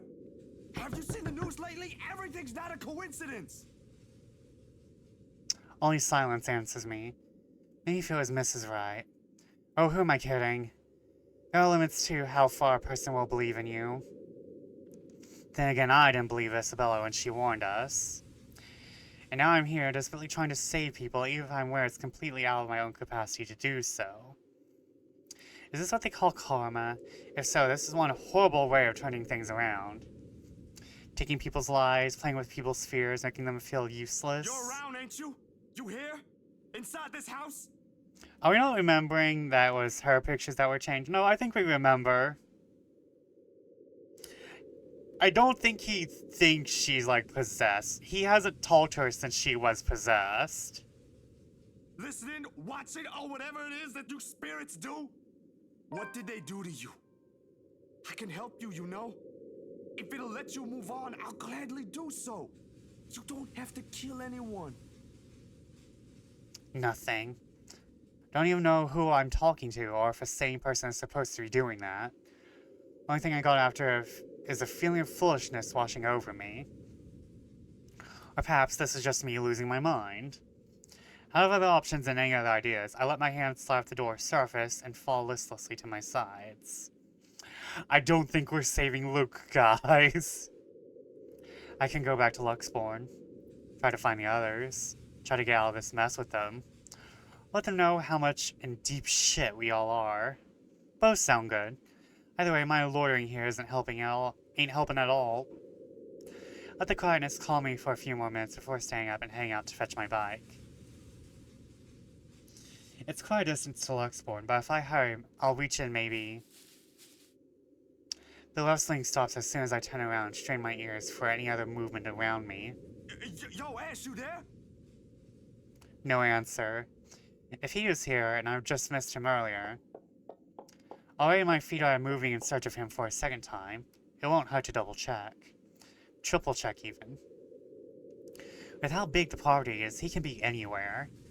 If things ain't so urgent, if they ain't so dire that lives are at stake, I probably have just waited for him to show up again. But damn it! He needs to realize what exactly it is he's dealing with. That is not just a paid criminal he can simply throw in jail. That is beyond the authority his police badge could ever give him. This guy needs to stop playing the big damn hero, sit down and chill.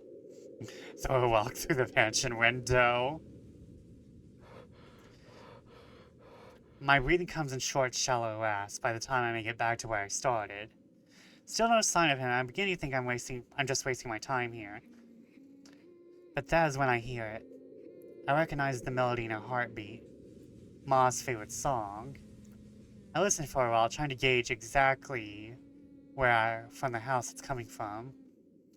My feet start moving before I can stop them. And there, as I circle a corner, from a room in the first floor, a single window is open, but I can't make out whoever's inside. However, I'm sure the singing is coming from there. Still, why I'll hear an old tune here of all places I won't know. It's not an obscure song by all means, but it's pretty rare to find someone who knows this.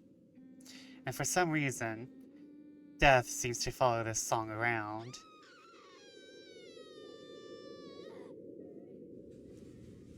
Oh no, we're being lured by the siren song.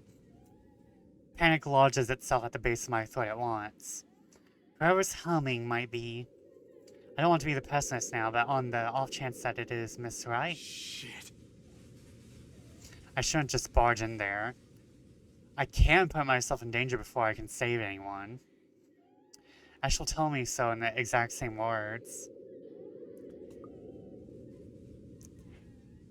I'm sorry, that ghost sounds like it's enjoying itself. I kinda don't want to walk in on that.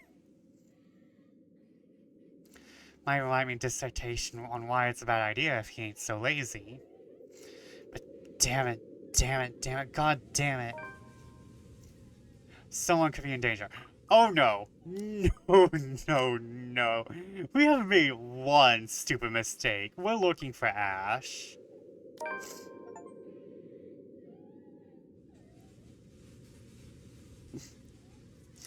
I haven't made one stupid decision as made me hate Hannah. We're not making any more. In the end, the rational part of my brain wins out.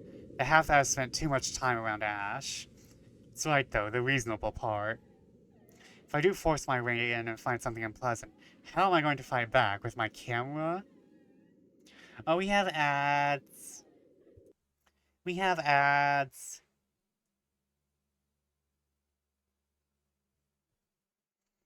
Ads, ads, ads.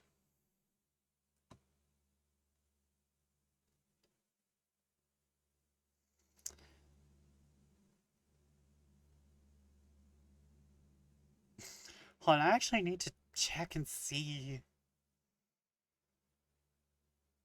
how much y'all have given me. Hold up.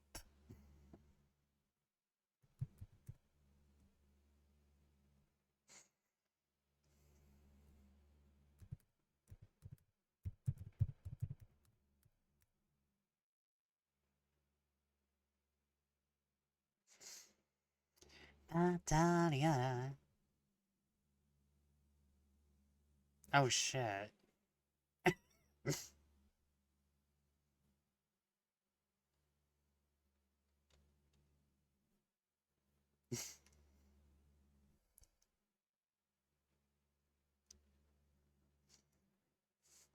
That's going into my bank account.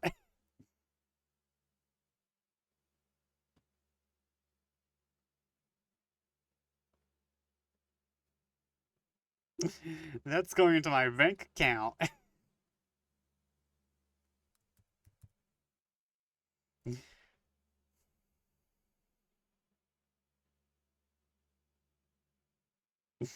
And now I'm going to get some new emotes.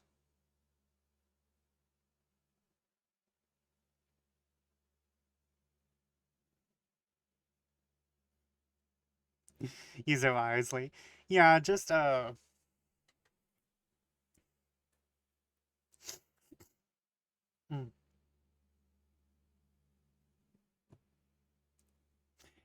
I'm going to probably get some emotes. Because it's been a while and y'all deserve it.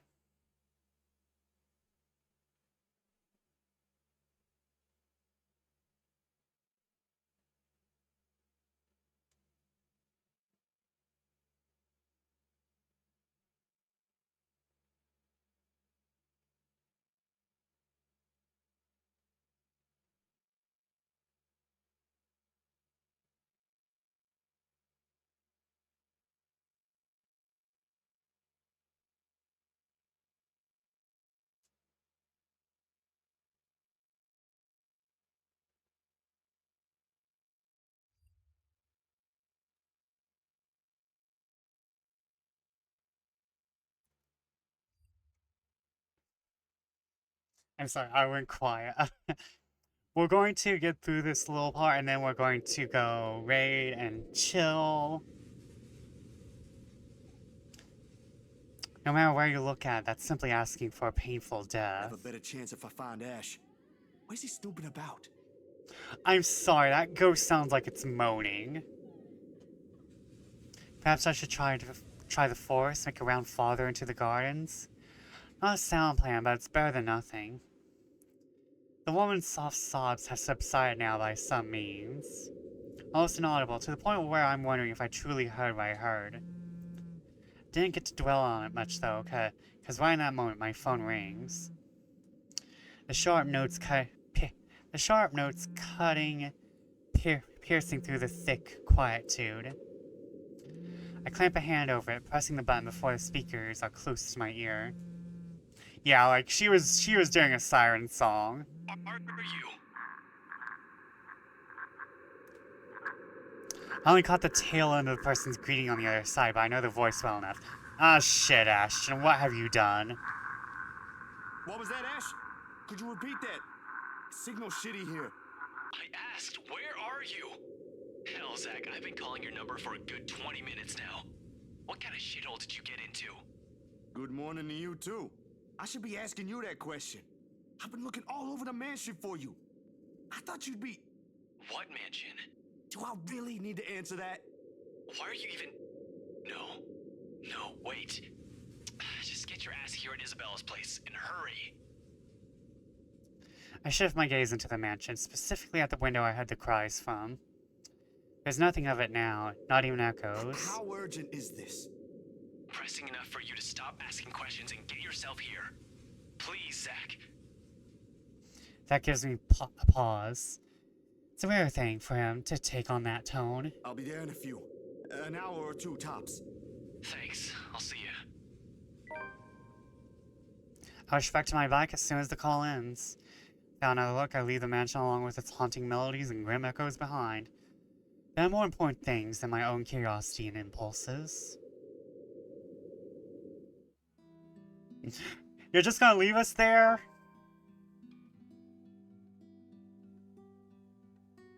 Oh no. They're gonna make me like Marianne. She's a weeb. She's a weeb.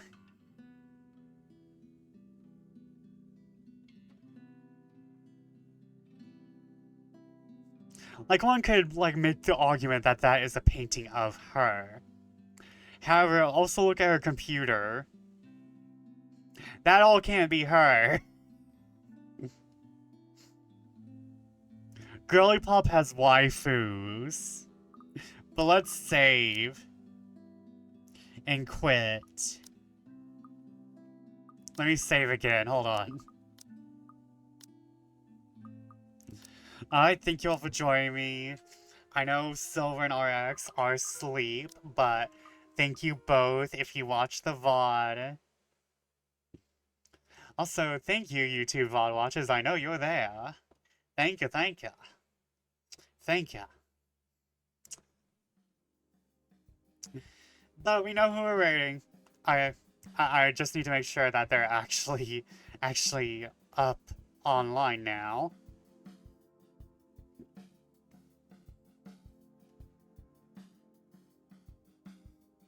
Yep. We're rating Ralphie.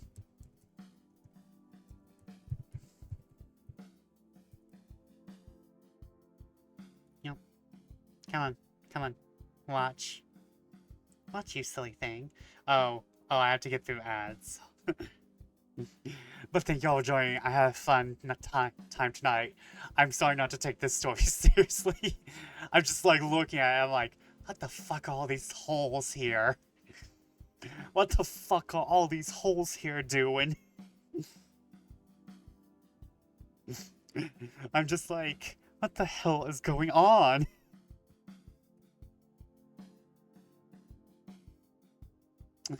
Oh. Raid. Ralphie plus 3T.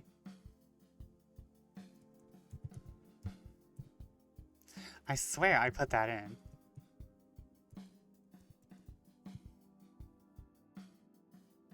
There we go. Thank you all for joining me. I'll see y'all again on Thursday unless something happens. I don't think anything will.